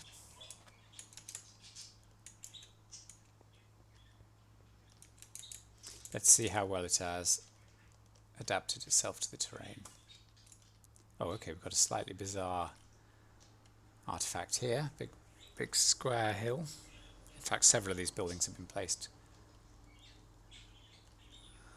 Okay, so is there a coherent settlement? It has crashed the existing settlement, although in quite an attractive way, actually, with that pagoda thing placed just inside the walls. So what have we got? We've got these pagoda things. We have long terraces. We have these large house-like buildings.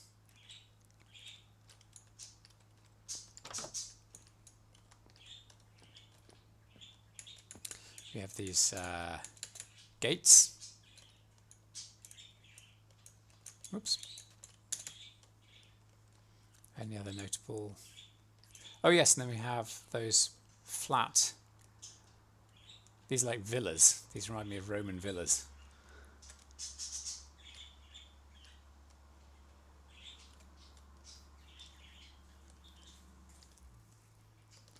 No functional features. The shapes are presumably procedural and arbitrary. Bit of variety, adds a bit of variety from these. It would be interesting to know to what extent these are dynamic and to what extent they are assembled from templates, handcrafted templates. I noticed all the glowstones, so we'll be able to have a look at night. Oh, that's nice. Okay, the interior is pretty cool. So in terms of adapting to the terrain, limited, I would say, unfortunately. These sort of villas have just put square hills for them to go on. Is this a bridge? Or some kind of wall? It's a bridge.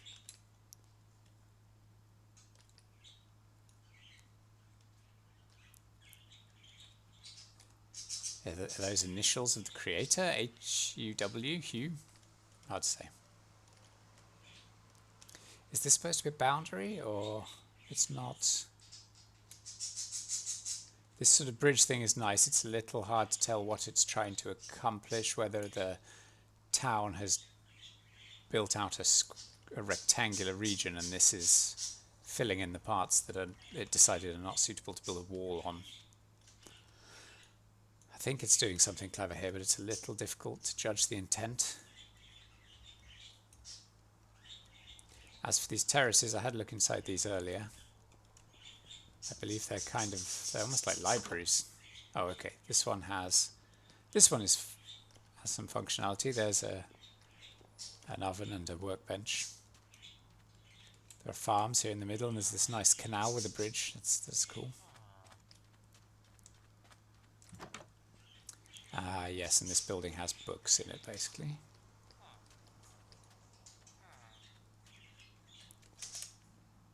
The gates are nice, but it looks to me as if their intention, as if the generator has not quite fulfilled the creator's intention here. The gates here are all crashed on each other and overlapping. I think what's been attempted here, because it looks, look at this is really nice. I think what's been attempted here is to create a road with these attractive gates along it, but I think in some cases the algorithm has got confused and sort of rammed a load of them all in on top of each other, which is probably not what the creator intended. Maybe that's a road that has been created and then doubled back on itself, or two roads created into the same space. You can see how nicely it works here, but in other places it's become a bit of a mash, so it probably needs a bit of work. Also, they don't always meet the ground. So in terms of adaptability, I think it has struggled.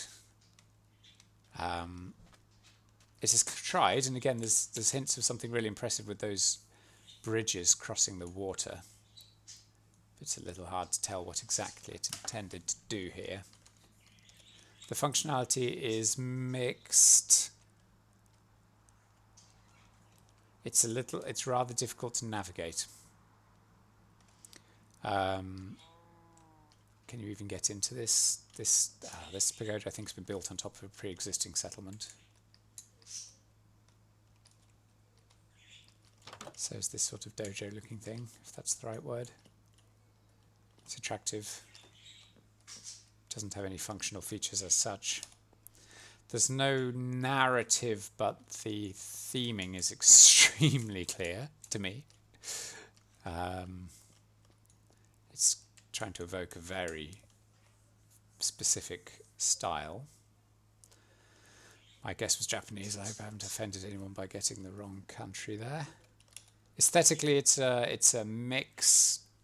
The parts that work are very beautiful. I love the canal with the little bridge. The terraces, the pagodas are obviously lovely, especially on the inside.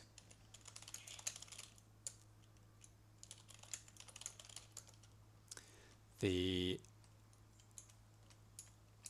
the place where the aesthetics are not so good are where it's had difficulty generating. So as I've said already, the big square hills, or the places where the shrine gate things sort of clash on top of each other noisily. So really impressive attempt.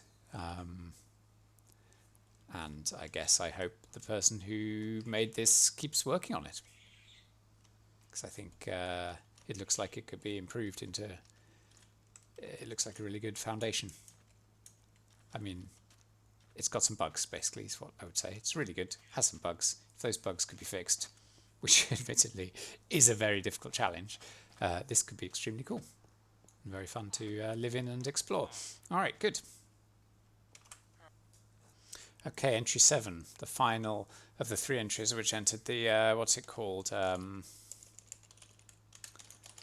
Chronicle Challenge as well. Ooh. Okay, so let me explore the competition area. See what I can find. Here's all the pre-existing structures, pre-existing village. It looks to me like it's put everything in the northeast of the competition area. Perhaps that's the origin or something. Actually, I think this isn't this outside the competition area? I think this is technically outside the competition area, but anyway, this is where I spawned, so I assume this is the entry. Oh, Gladys, Mary. Yikes. Okay. Alright, so we've got some named people.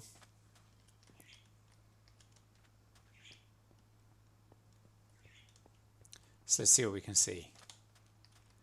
Ah, this is a wagon. The implication perhaps being that these are settlers who have just arrived. We've got some kind of yellow flag. Little wooden huts. I hear fire burning. Something is broken here. Thomas. Deborah. Okay, so there's a little sort of tableau of settlers. 2 people here placed on top of each other, unfortunately. So what this seems to be doing, nice little, is that a market stall or something? It's very quaint. So what this appears to be doing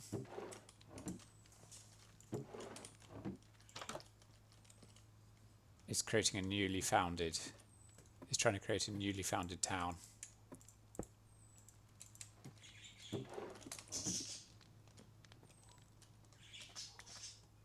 With a tableau of the founders in it. Ah, this building. Is this building unique? Where's the entrance? Did I miss the entrance? Here's the entrance, facing the sea. Here is David looking at a workbench. So there may be somewhere in this town, a bunk. Somewhere in this town there may be a chronicle. I'd better go and find it. If I can't find it by myself, I will go and look up where it is.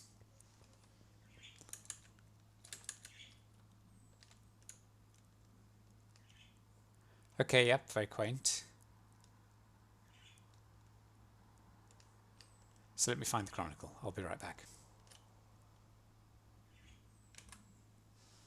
Okay, continuing our look at entry 7.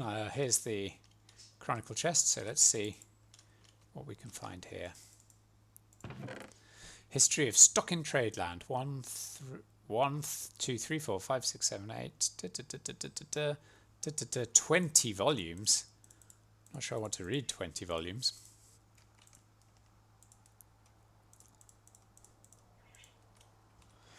Okay, history of stock in trade land 1. 9 PC. Not sure what PC stands for. Jan was seen sleepwalking While speaking dispensable things of Jessica, Jessica and Jan shouted thankful words for Adam, the original's approval for their marriage. Jessica and Jan exchanged deafening gifts, quixotic gifts. Grew a tree with a distinctly ruthless characteristic. So, okay, yeah, it's created a story for Jerry was ailed with the substantial by drinking from the local watering hole. So it has generated a long, extensive story about these people. And there's a lot of story, too much for me to read. Let me just double check that these stories are about the people. Can we find Jerry or... Ah, here's Jan. Okay. All right, well, that's pretty cool. So, look, in terms of adaptability, it's a little hard to say. The settlement's quite small. It seems to have... Whoops! Seems to have plonked it on this little spit outside of the... competition zone, I think.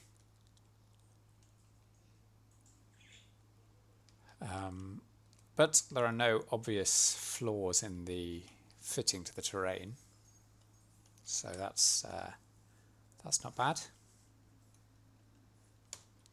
Functionally, it's a small town with amenities, beds, plenty of storage. I think I saw an oven and a crafting table somewhere. So it does certainly seem functional, and it's definitely navigable. Of course, having these frozen ghosts. I wonder if that's how they're supposed to be. I assume that frozen is how they're supposed to be. Narrative-wise, so this chronicle is impressive. It's rather more than I think anyone's going to want to read. But it does... It's clear that it has run some kind of simulation for the people that are present in the village, and then it has put them in the village. So that is quite a impressive start. A little hard to know about the intention with these people being frozen in place. Oh dear, I killed Mary. That's embarrassing. Yikes. Aesthetically, it's modest in scope compared to some of the other entries. It's just really a hamlet of a couple of buildings. But they are attractively and coherently positioned with a little path, streetlights, a sort of main central home. So, and I like the wagon, that's a nice touch. So yeah, modest but attractive. Next. Choose to go, entry 14. I have appeared above a circular settlement with kind of 5 cog, like a 5-toothed cog. So is this the settlement? I think it probably is. Is there anything else around? Don't see anything else. Adaptability seems a little cheeky. It does look like it's very much just carved a chunk out of the surrounding terrain. It's built a moat, although here I can see where the moat is higher than the land. The moat has leaked.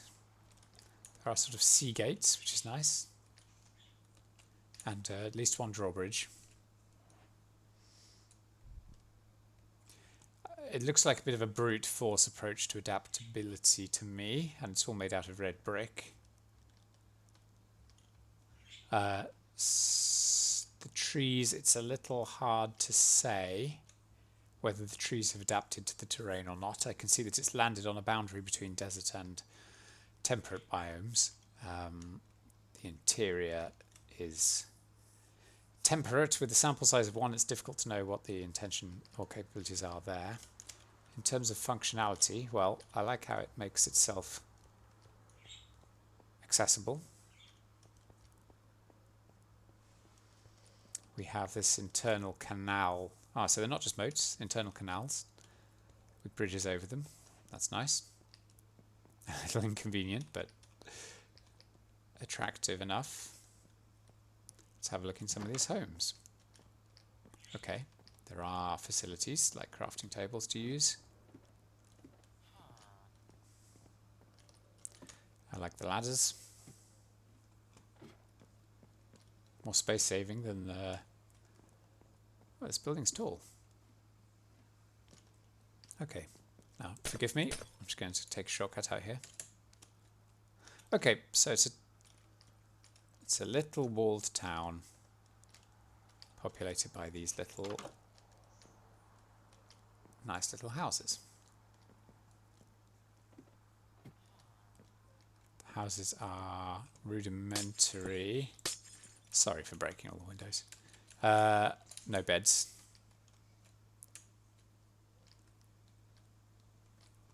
But look at this sort of facade here. That's a nice architectural touch. This building is in a very contemporary style. Bright green. Not really decorated on the inside. Furnished, not really furnished on the inside. This feels very, very mainland European to me. I am not an expert in that kind of thing, but it reminds me of pictures of places that I haven't been or haven't been recently, like Copenhagen or Amsterdam or something. That's what it evokes to me, not really knowing much about either of those two cities. Good, okay. There is no narrative as such, but as is often the case with these things, it has a very coherent feel. The only question is why this sort of attractive contemporary town. It's a funny combination of walled city, walled moated city, and contemporary architecture, which raises some questions.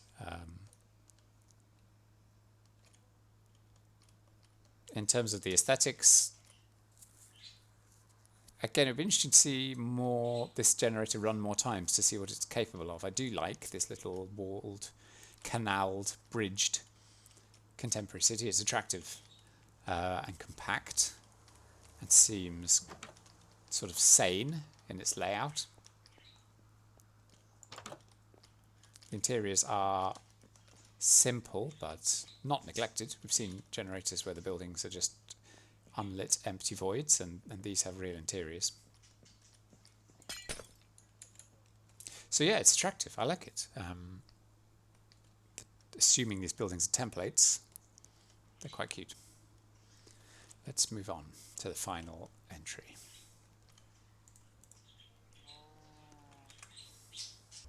Okay, now I go through the generators applied to a map with a fantastical volcano in it and see how they've handled the different situations. So this is entry number 1. I see it's drawn a big fence around the area. Adaptability looks good. It looks a very convincing little settlement, avoiding steep terrain. We do seem to have a bit of a problem here with the generator allowing a wooden building to get too close to a lava flow. So I am concerned this building's going to burn down. We're leaving that for a while. Functionality again seems good. It's sensibly laid out. The paths mean it's nice and navigable. Everything fits the ground neatly. Interiors are well equipped. Again, no narrative as such. There's a consistent theme, visual theme, which I would describe as being a sort of mainland European, quaint mainland European style. It doesn't seem to really have adapted to the... Yeah, there's a few adaptability problems. It doesn't really seem to adjust the building style for the local materials.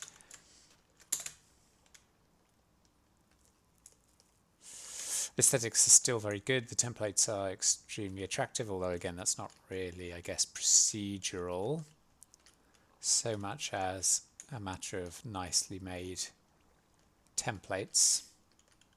Okay, they got lucky here, I guess. Or I suppose the water has blocked the lava. So, and again, I really like the smoking chimneys. Crucially, it's avoided putting anything sort of up the top of a cliff or anything. So yeah, I think this is a good job. Entry 2 kind of put a scattergun of MMO looking templates across the competition area. That appears to have happened again here.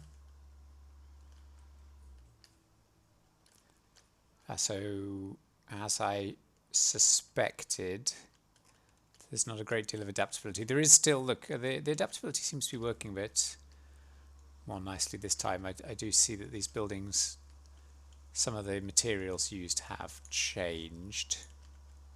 Yeah, the stone used has changed. So there is some adaptability going on here. But again, the placement seems pretty random.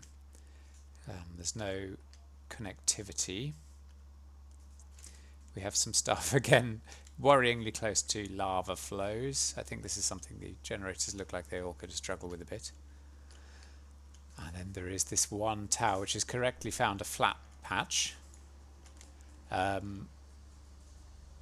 is rather difficult to access from the rest of the settlement. So whether you could call this a settlement is a matter of opinion, I suppose. It's nice. It's nice up there. Hard to get to. This is more or less what I expected from this generator. It has highlighted that there is a bit of adaptability going on with the building materials.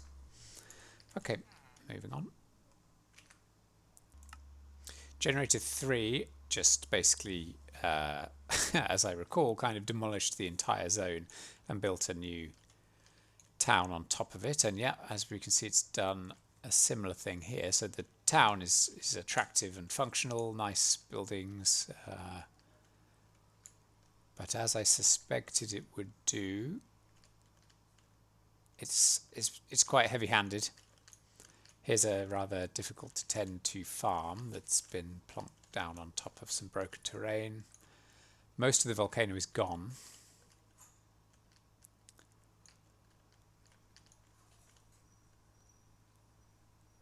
You can see the placement is rather aggressive here.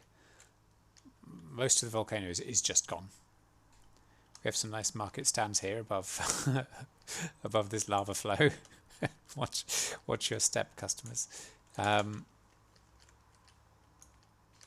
I'm not sure what these are. These look like glitches in the city wall generation, where for some reason it has made a segment infinitely high. So yeah, this generator is a little bit brute force. The cities it produces are beautiful, but it can't really handle complex terrain very elegantly, it would seem. Okay, moving on. Generator 4 just put a few quite modest contemporary buildings in a little campus. So let's see what it's done here. Okay, the buildings look better this time around. So I guess that's adaptability. The buildings were rather bland last time and they look a little more interesting now. Evidently it has adapted a little bit. Look, this is what they looked like before. Just sandstone with grey roofs. These buildings now have gained some material adaptability. They are still empty. They are connected by passable roads. I don't see any sign that they have been crashed really hard into the volcano. They seem to have... Oh, well... Okay, so it's extended here into this flat area, which is fair enough. This is fair game. I'm not exactly sure what this is. I'm not sure what this is, like a toll booth, a watchtower, guard post. Hard to tell whether that's as it's supposed to be. So this has done a decent job of not doing anything too mad. We've got a bit of a problem with the tree here. The building has not correctly cleared its surroundings by the looks of it, and also there is no access to the top floor at all. So I'm a little more impressed with this now. I see how it handles difficult terrain, but it's still quite limited in its functionality. Okay. Alright, I'm looking forward to this one. Generative 5. One of my favourites from the hybrid. It is the world of flags. So these are the these are the people who build their families' homes on stone pillars. Because reasons. And whose histories will be elaborately told in a cemetery somewhere. So let's have a look around. These two houses seem to share the same flag. Blue, white, white, pink, white, orange. Let's find the cemetery. There's the sort of arcology farm. Where is the cemetery? Oh my goodness, look at this. I love it. It's not... it's crude. I mean, your arms would get tired, wouldn't they? But it's a crude approach to adaptability, but you know what? It works. Aha, and here's... Oh, right. A cemetery above the clouds. Deeply impractical. Here we are, blue, white, white. This is the family that those two houses belong to. Cicala. Two Cicalas, both the parents of Zikuke. Nice. Alright. Well, I mean, adaptability, it's gone as I expected, which is that it's plonked these homes down and then just stuck ladders into the terrain as expected. This ladder might be a little bit of a problem. You could call that nitpicking, but this ladder's going to be a little difficult to access probably. Functionality is pretty good given the difficulty of the terrain. Same as before basically. Good accessibility and good facilities in the buildings. I don't really have different opinions on the narrative. The aesthetics, I mean, it handles the rough terrain of the volcano map fairly well, using this sort of bit of a cop-out approach of putting everything on stilts. It's... I guess the thing that would have made this really nice, if you're going to go with this conceit that buildings can be on stilts, and that's totally fine. I guess the nice thing to see would have been air bridges, like, right, suspended bridges of some sort, because if this household wants to visit that household, at the moment they have to climb down this ladder, jump over the lava, and then goodness even knows how they get up here. So the conceit does not cover all possible cases. I already read this, didn't I, last time? This conceit of ladders and stilts does not quite explain everything, and this path looks a little difficult to traverse as well. Nevertheless, this is still one of my favourite entries, but you can't really score it as highly on this map as on the other one. Volcano 6. Ah yes, the Hive city. So I felt before that it was essentially a circular layout. Let's take a little moment to see whether that's correct. Is it circular? Or is it essentially just square?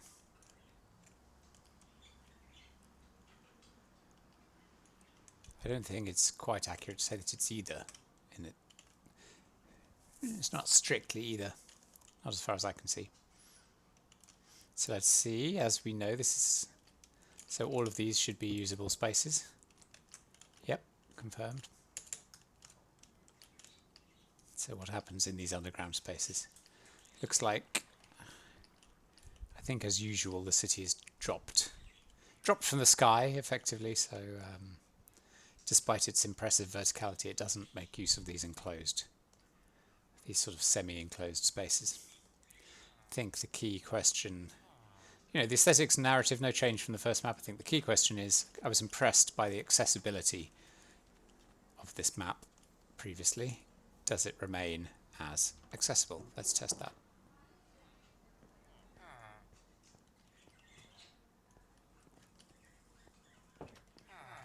Onto a balcony. Can we get upstairs from here? This is presumably a dead end. That looks like a way up. Okay, yeah, a little clumsy. Sorry if this is a little uncomfortable. Okay, I think we've hit a little bit of a stumble here. Yeah, looks like I can't get up further up here. Oh, but I can come through this hallway. Maybe I'll find another way up.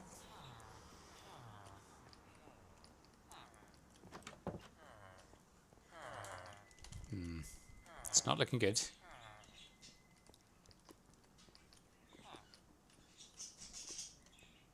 This is not pathway, I think. This is natural terrain. Okay, so it seems to have narrowly failed my test of could I traverse it perfectly using its stairways. What about this one? Yeah, again, I don't see a way up from this balcony.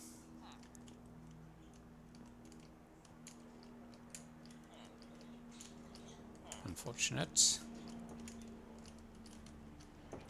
Okay, let's try again up here. What can we find up here?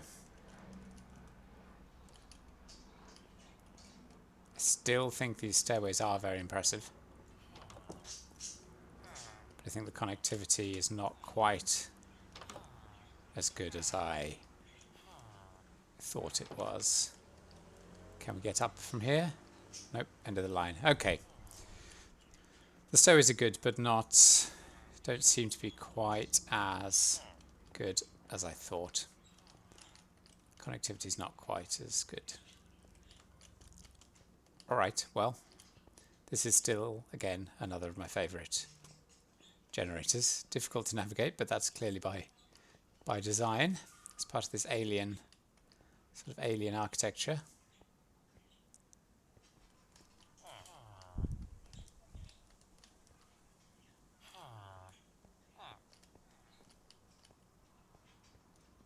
How am I supposed to get over there?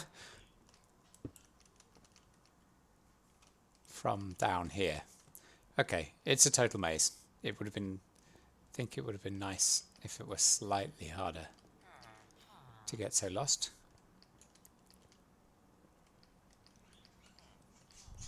Okay, that's pretty good. Well, I'm still a big fan of this generator. And the way that every enclosed space is a usable room. Okay. Oh, hello.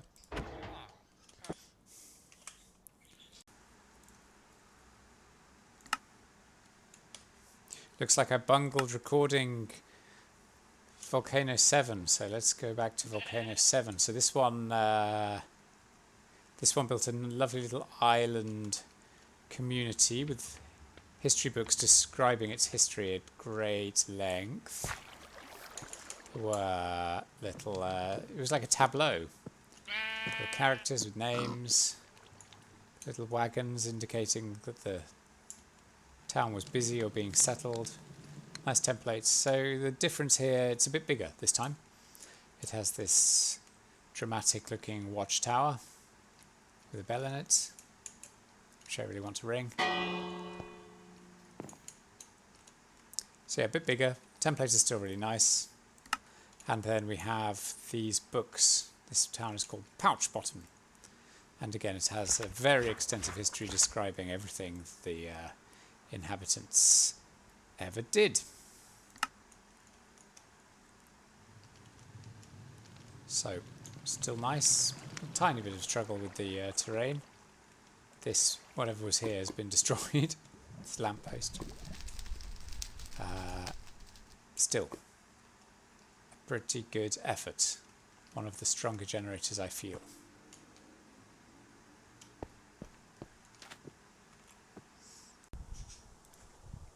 Generator 8 is the Spelunky one, so I'm expecting it to be basically the same as the other map. Nothing much on the surface. And a dungeon of underground rooms.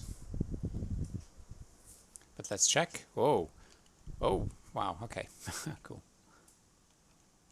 So it looks like the dungeon roof has leaked onto the surface here. How big is the dungeon? This couple of rooms seem to be larger than the others. Let's do some exploring.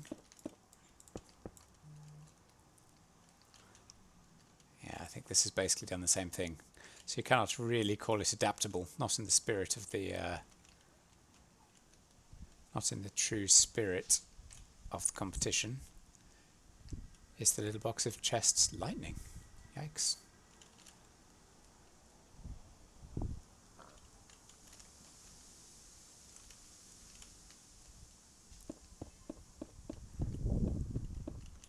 So again, I guess we've got a load of rectangular rooms.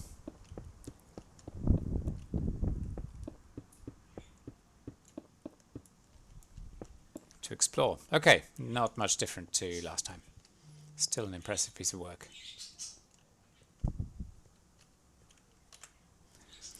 Generator 9. I liked this one because it seemed like it's made an effort to have a settlement that made some sense. I remember a sort of town square surrounded by a small number of buildings. Ah yes, and the adaptability to terrain. I remember that as well. Okay, so we still have this church looking thing. It's church or town hall? Don't know. But once again we have this sort of town hall, and then next to it once again we have a well, and then we have some attractive homes which seem to be selected, templates selected based on the terrain. Here it's built out into the desert. Fences around it, farms, a little smithy. So the same as before, basically. And again, the thing I like about this generator is that it tries to make a coherent settlement with some features rather than just bang a load of buildings out. So yeah, similar to last time. Very good. I like it. Generator 10, one of the important ones to see in both maps, I think. This is the one that built a brick road along a Riverside, making quite a convincing Riverside community. But I got the feeling that it had kind of been squeezed into a corner by circumstances, so it'll be good to see how it responds when it doesn't plant itself so close. So squeezed in between the river and the walled city. Okay, so the first thing I notice is the settlement seems rather bigger.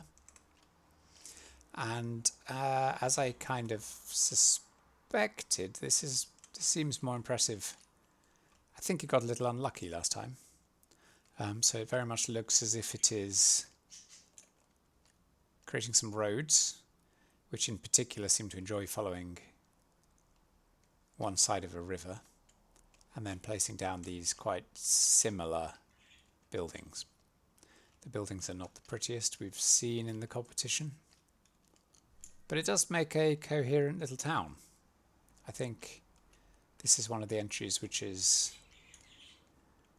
again, not the most beautiful, but technically I find it quite impressive because it does seem to be quite successfully executing on a concept of make a layout that makes sense. Don't make any terrible blunders. Find a space suitable for the settlement. Lay out the settlement. Put the buildings in it. They're all quite similar, but there's enough variety that it doesn't look too cookie cutter, as we say.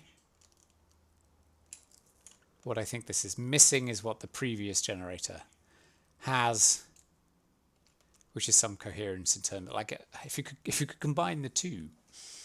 So this one's convincing layout could be coupled to the way the other generator makes sense, has like a town hall in the middle and one well in the middle and one blacksmith. I think that combined with this approach would be really good. Okay. Generator 11 built a small and somewhat samey town around a brick tower, but it chronicled the expansion of the town over time. Not in any great detail. I think it just said we built a farm and then we built a house. But still, that was nice to be reassured that there was some simulated intentionality behind the expansion of the town.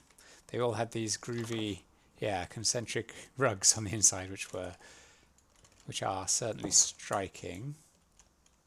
So it seems to have done a similar thing. Another good job by the looks of it of fitting to the terrain. Not spectacular, but no obvious. Well, okay, what's this? This house is a little bit out of the way. And it's got a little bit of a fitting problem. No foundations. Okay, so the adaptability there is not perfect. No roads or features, lights, unfortunately, but I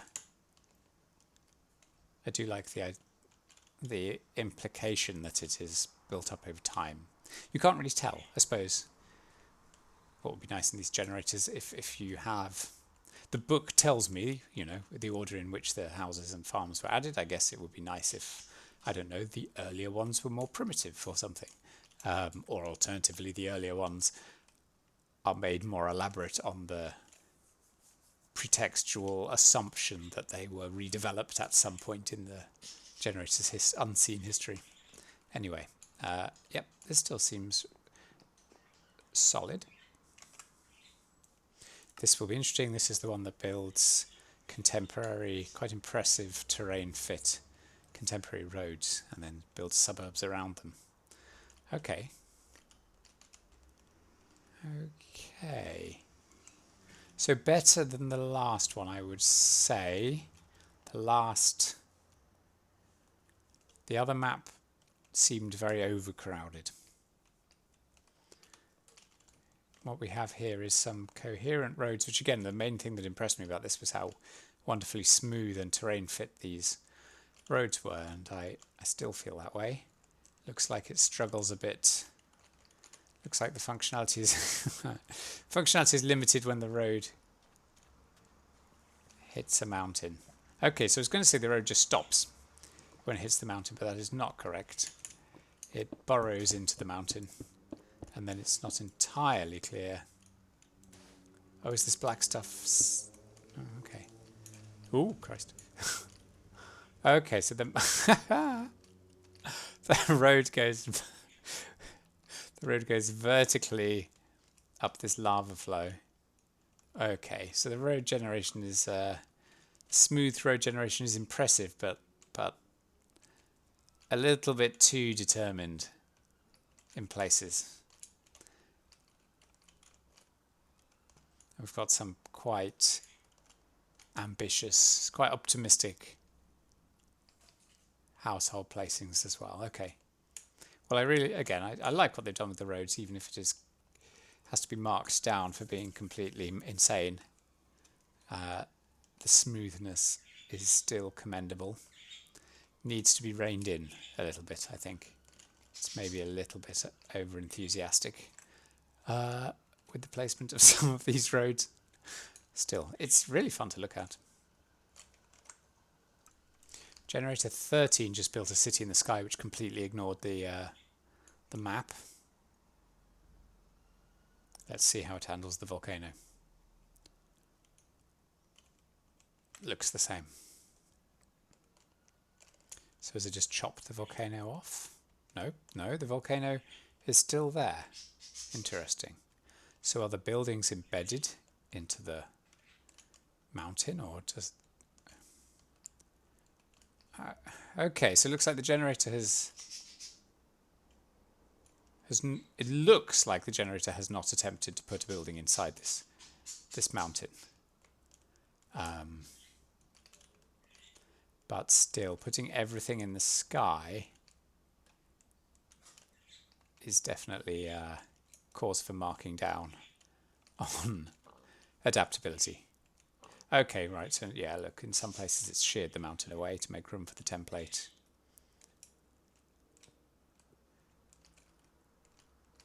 has at least left a gap for this mountain. I assume there is not a building embedded in this mountain. I guess I can I have a quick look without taking up too much time? Yeah, I see no sign of an embedded building in here. Okay. Fine, so basically the same as before. It's not really trying to adapt to the terrain.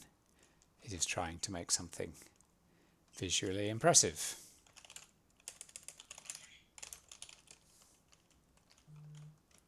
Unlit, unfortunately, except with possibly a few exceptions.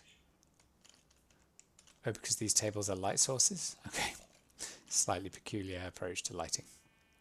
Well, the buildings are still very beautiful. 14, looking forward to this one. I call this one Micro-Copenhagen. My name, not the creators. Yeah, okay, and there it is again. All right. My first thought is that the layout of the city looks very similar to what was there before. Let me see. To me, the layout looks... I remember exploring this building. To me, the layout looks pretty much identical to what there was before. And if that's the case, it's still got this kind of 5 cogged. Is it 1, 2, 3, 4, 5? It's still got a Y-shaped canals, 5 teeth on its cogs. Yeah, I like this one, but having seen it come up with pretty much exactly the same settlement in 2 different maps, I have to assume it's not actually doing anything particularly clever to generate this attractive interior. It could be completely wrong. Still only got a sample size of 2, but that's what I see. Generative 15 was very impressive. It had a load of functional buildings which all had names and signs on them. Looks similar here. Is that windmill supposed to be like that? I guess that's supposed to be like that. Slightly bizarre visual appearance. This seems to be the same deal as before. These things are presumably mines or quarries. Not sure what that is. This is a stone cutter or something. Let's have a look. So there should be a sign somewhere saying like Tier 1 stone cutter or something. No? Okay, maybe not. What about on this building? Oh, what on earth? Oh, I see. Let's have a look in this building with its shutters. Okay, there we go. Tier 1 house. Bjarne Fowler. It's, again, nice interiors. We've got paths connecting everything up. It's situated the the community in the low-lying spaces. Nice variety of things. What's this? Oh, what is this? Tier 0 house. Oh, like a... Okay. Is this a Tier 2 house? Tier 2 house. So we have a little bit of a fire problem here. Whatever tier this property was. Sadly, it isn't anymore. We've got some kind of church type structure here. Let's have a look for a tier label. Where's the entrance? Tier 1 Town Hall. It's not really explained what the tiers. Welcome to Barcelona. There are 58 structures. 35 villagers have died. Built a basic lumberjack hut. Using that, they built a basic house too. Built a well. Using the stone cutter, they built a farm. Oh my goodness. I missed this in the first look. So there's a sort of a tech tree.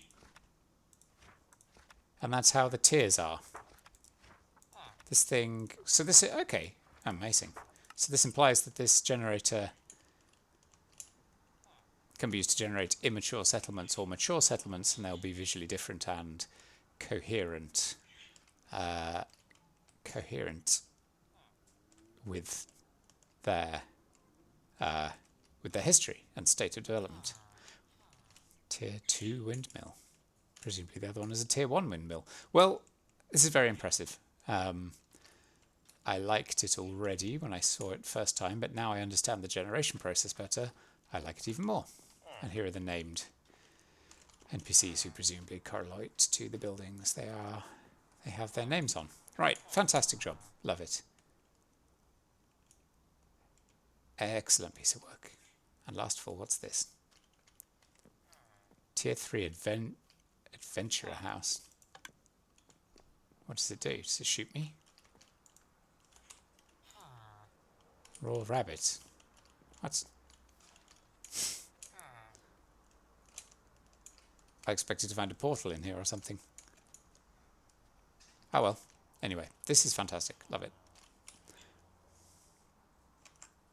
Generative 16. This builds some nice towns. As I recall, the urban areas look nice. The farms struggled a bit. Quite rough. So let's have a look around. These farms look pretty good. Not clear what the cows... There's been a few escapes. Same here. This farm is a bit of an odd one. This... yeah, look, the pigs can just climb over the fence. So the farm generation is not fantastic, but bridges. That's good. Is this a wall? Is this a road that's dug a tunnel? Or is it a road that's found a tunnel and exploited it? Not sure. Extensive road generation. And then you have these nice houses. They look a little... Are they crashed into each other there? Or is this a design of building?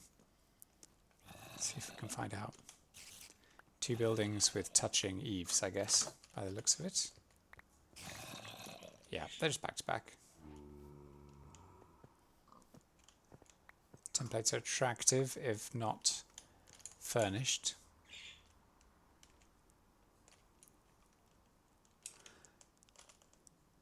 No obvious... Ah, look. Yes, excellent adaptability here.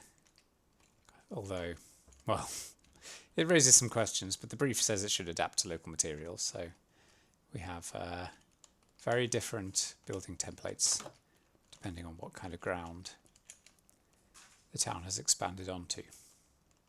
So my feelings on this haven't changed that much. Very admirable building generation, farm generation needs probably to be a little stricter. And I like the intentionally rough pathways. We do seem to have a bit of... Is that a building clash? No, that's just an unusually shaped roof. I think that's just an unusually shaped roof. Alright, well this is a good one. I like it a lot. Generative 17 is the one I called Haunted Barcelona. Let's see how it copes with mountains.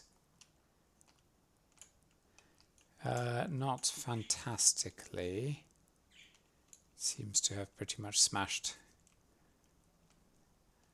holes into the mountains and put its buildings there. Okay, so my feelings on this have not changed a great deal.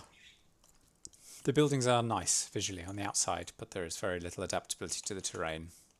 Not to mention the fact that the buildings are non-functional. Ooh, blimey.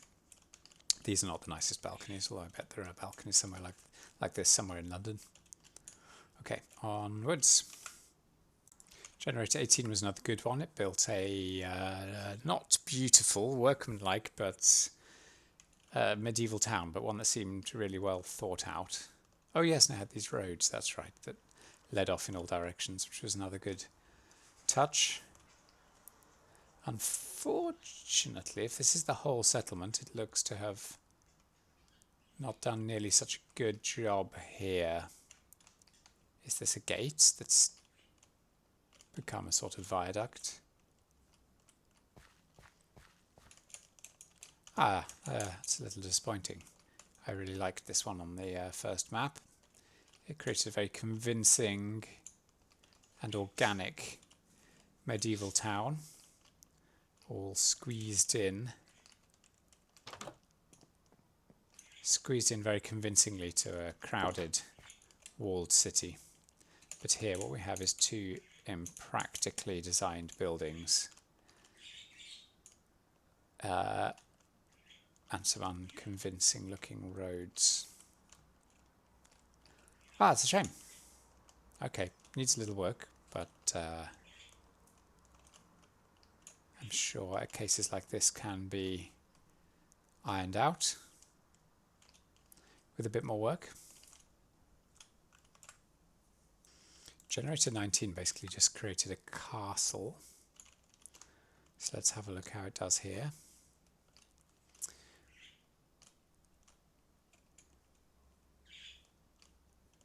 Here we go. So I guess it's looking, I think, both that time and this time it picks, unlike the town generators, it picks high ground to build on. So that seems to have worked quite well. Some slightly peculiar choices made here where there are overhangs.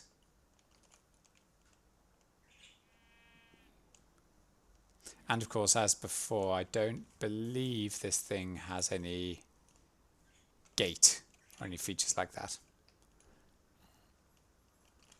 So it's not particularly functional. It does look good though.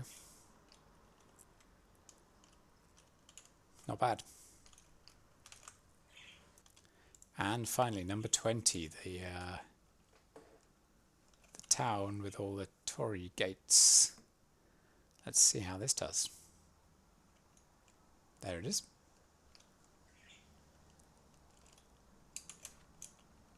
So far so good.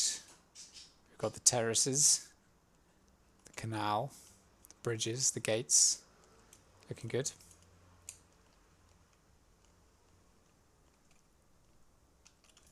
An attractively placed pagoda thing here, although how do you get into it? Not entirely clear. It's not really linked up to the terraced area. This sort of dojo building still looks nice. How's the fit to the terrain? Don't remember the previous one having that. Okay, my mistake. Well, it has matched the terrain pretty well. It's picked a good location. What do we have down here? Are these more terraces? These look a bit different to the terraces. Slightly different, yeah. These are the ones with stoves and crafting benches. There were kind of villas last time.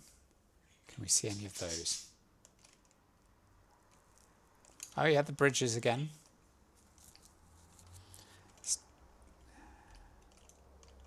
So it's actually two quarters, or cantons or whatever here, isn't it? Possibly because of the underlying terrain changing. This canton has sandstone, birch, these brown tiles. Orange, I would call that. Over here we seem to have a different sector. Grey stone, brown wood. And they're both levelled off and enclosed. And you can see that where the edge of the enclosure passes over water, it still builds bridges for them, which is a nice touch. I don't see any of those villa-shaped buildings. And is this the creator's signature again? Looks to have been buried underground. Just have a quick look for anything else we should see. Oh, there's another pagoda over there. And here are the gates and the path. Again, though, looks like it needs some work. Seems like it's trying to build a path with gates on. but it has struggled, by the look of it, to get us to this nice building here, which I can't even figure out how to get inside. Maybe it has no inside, because it's been built into the mountain. Let's try this top floor. Yeah, I think this is similar to the dojo type building, but unfortunately seems to have been built on around the mountain without hollowing itself out. Okay, well, ambitious, attractive, struggles with adaptability. Pretty good.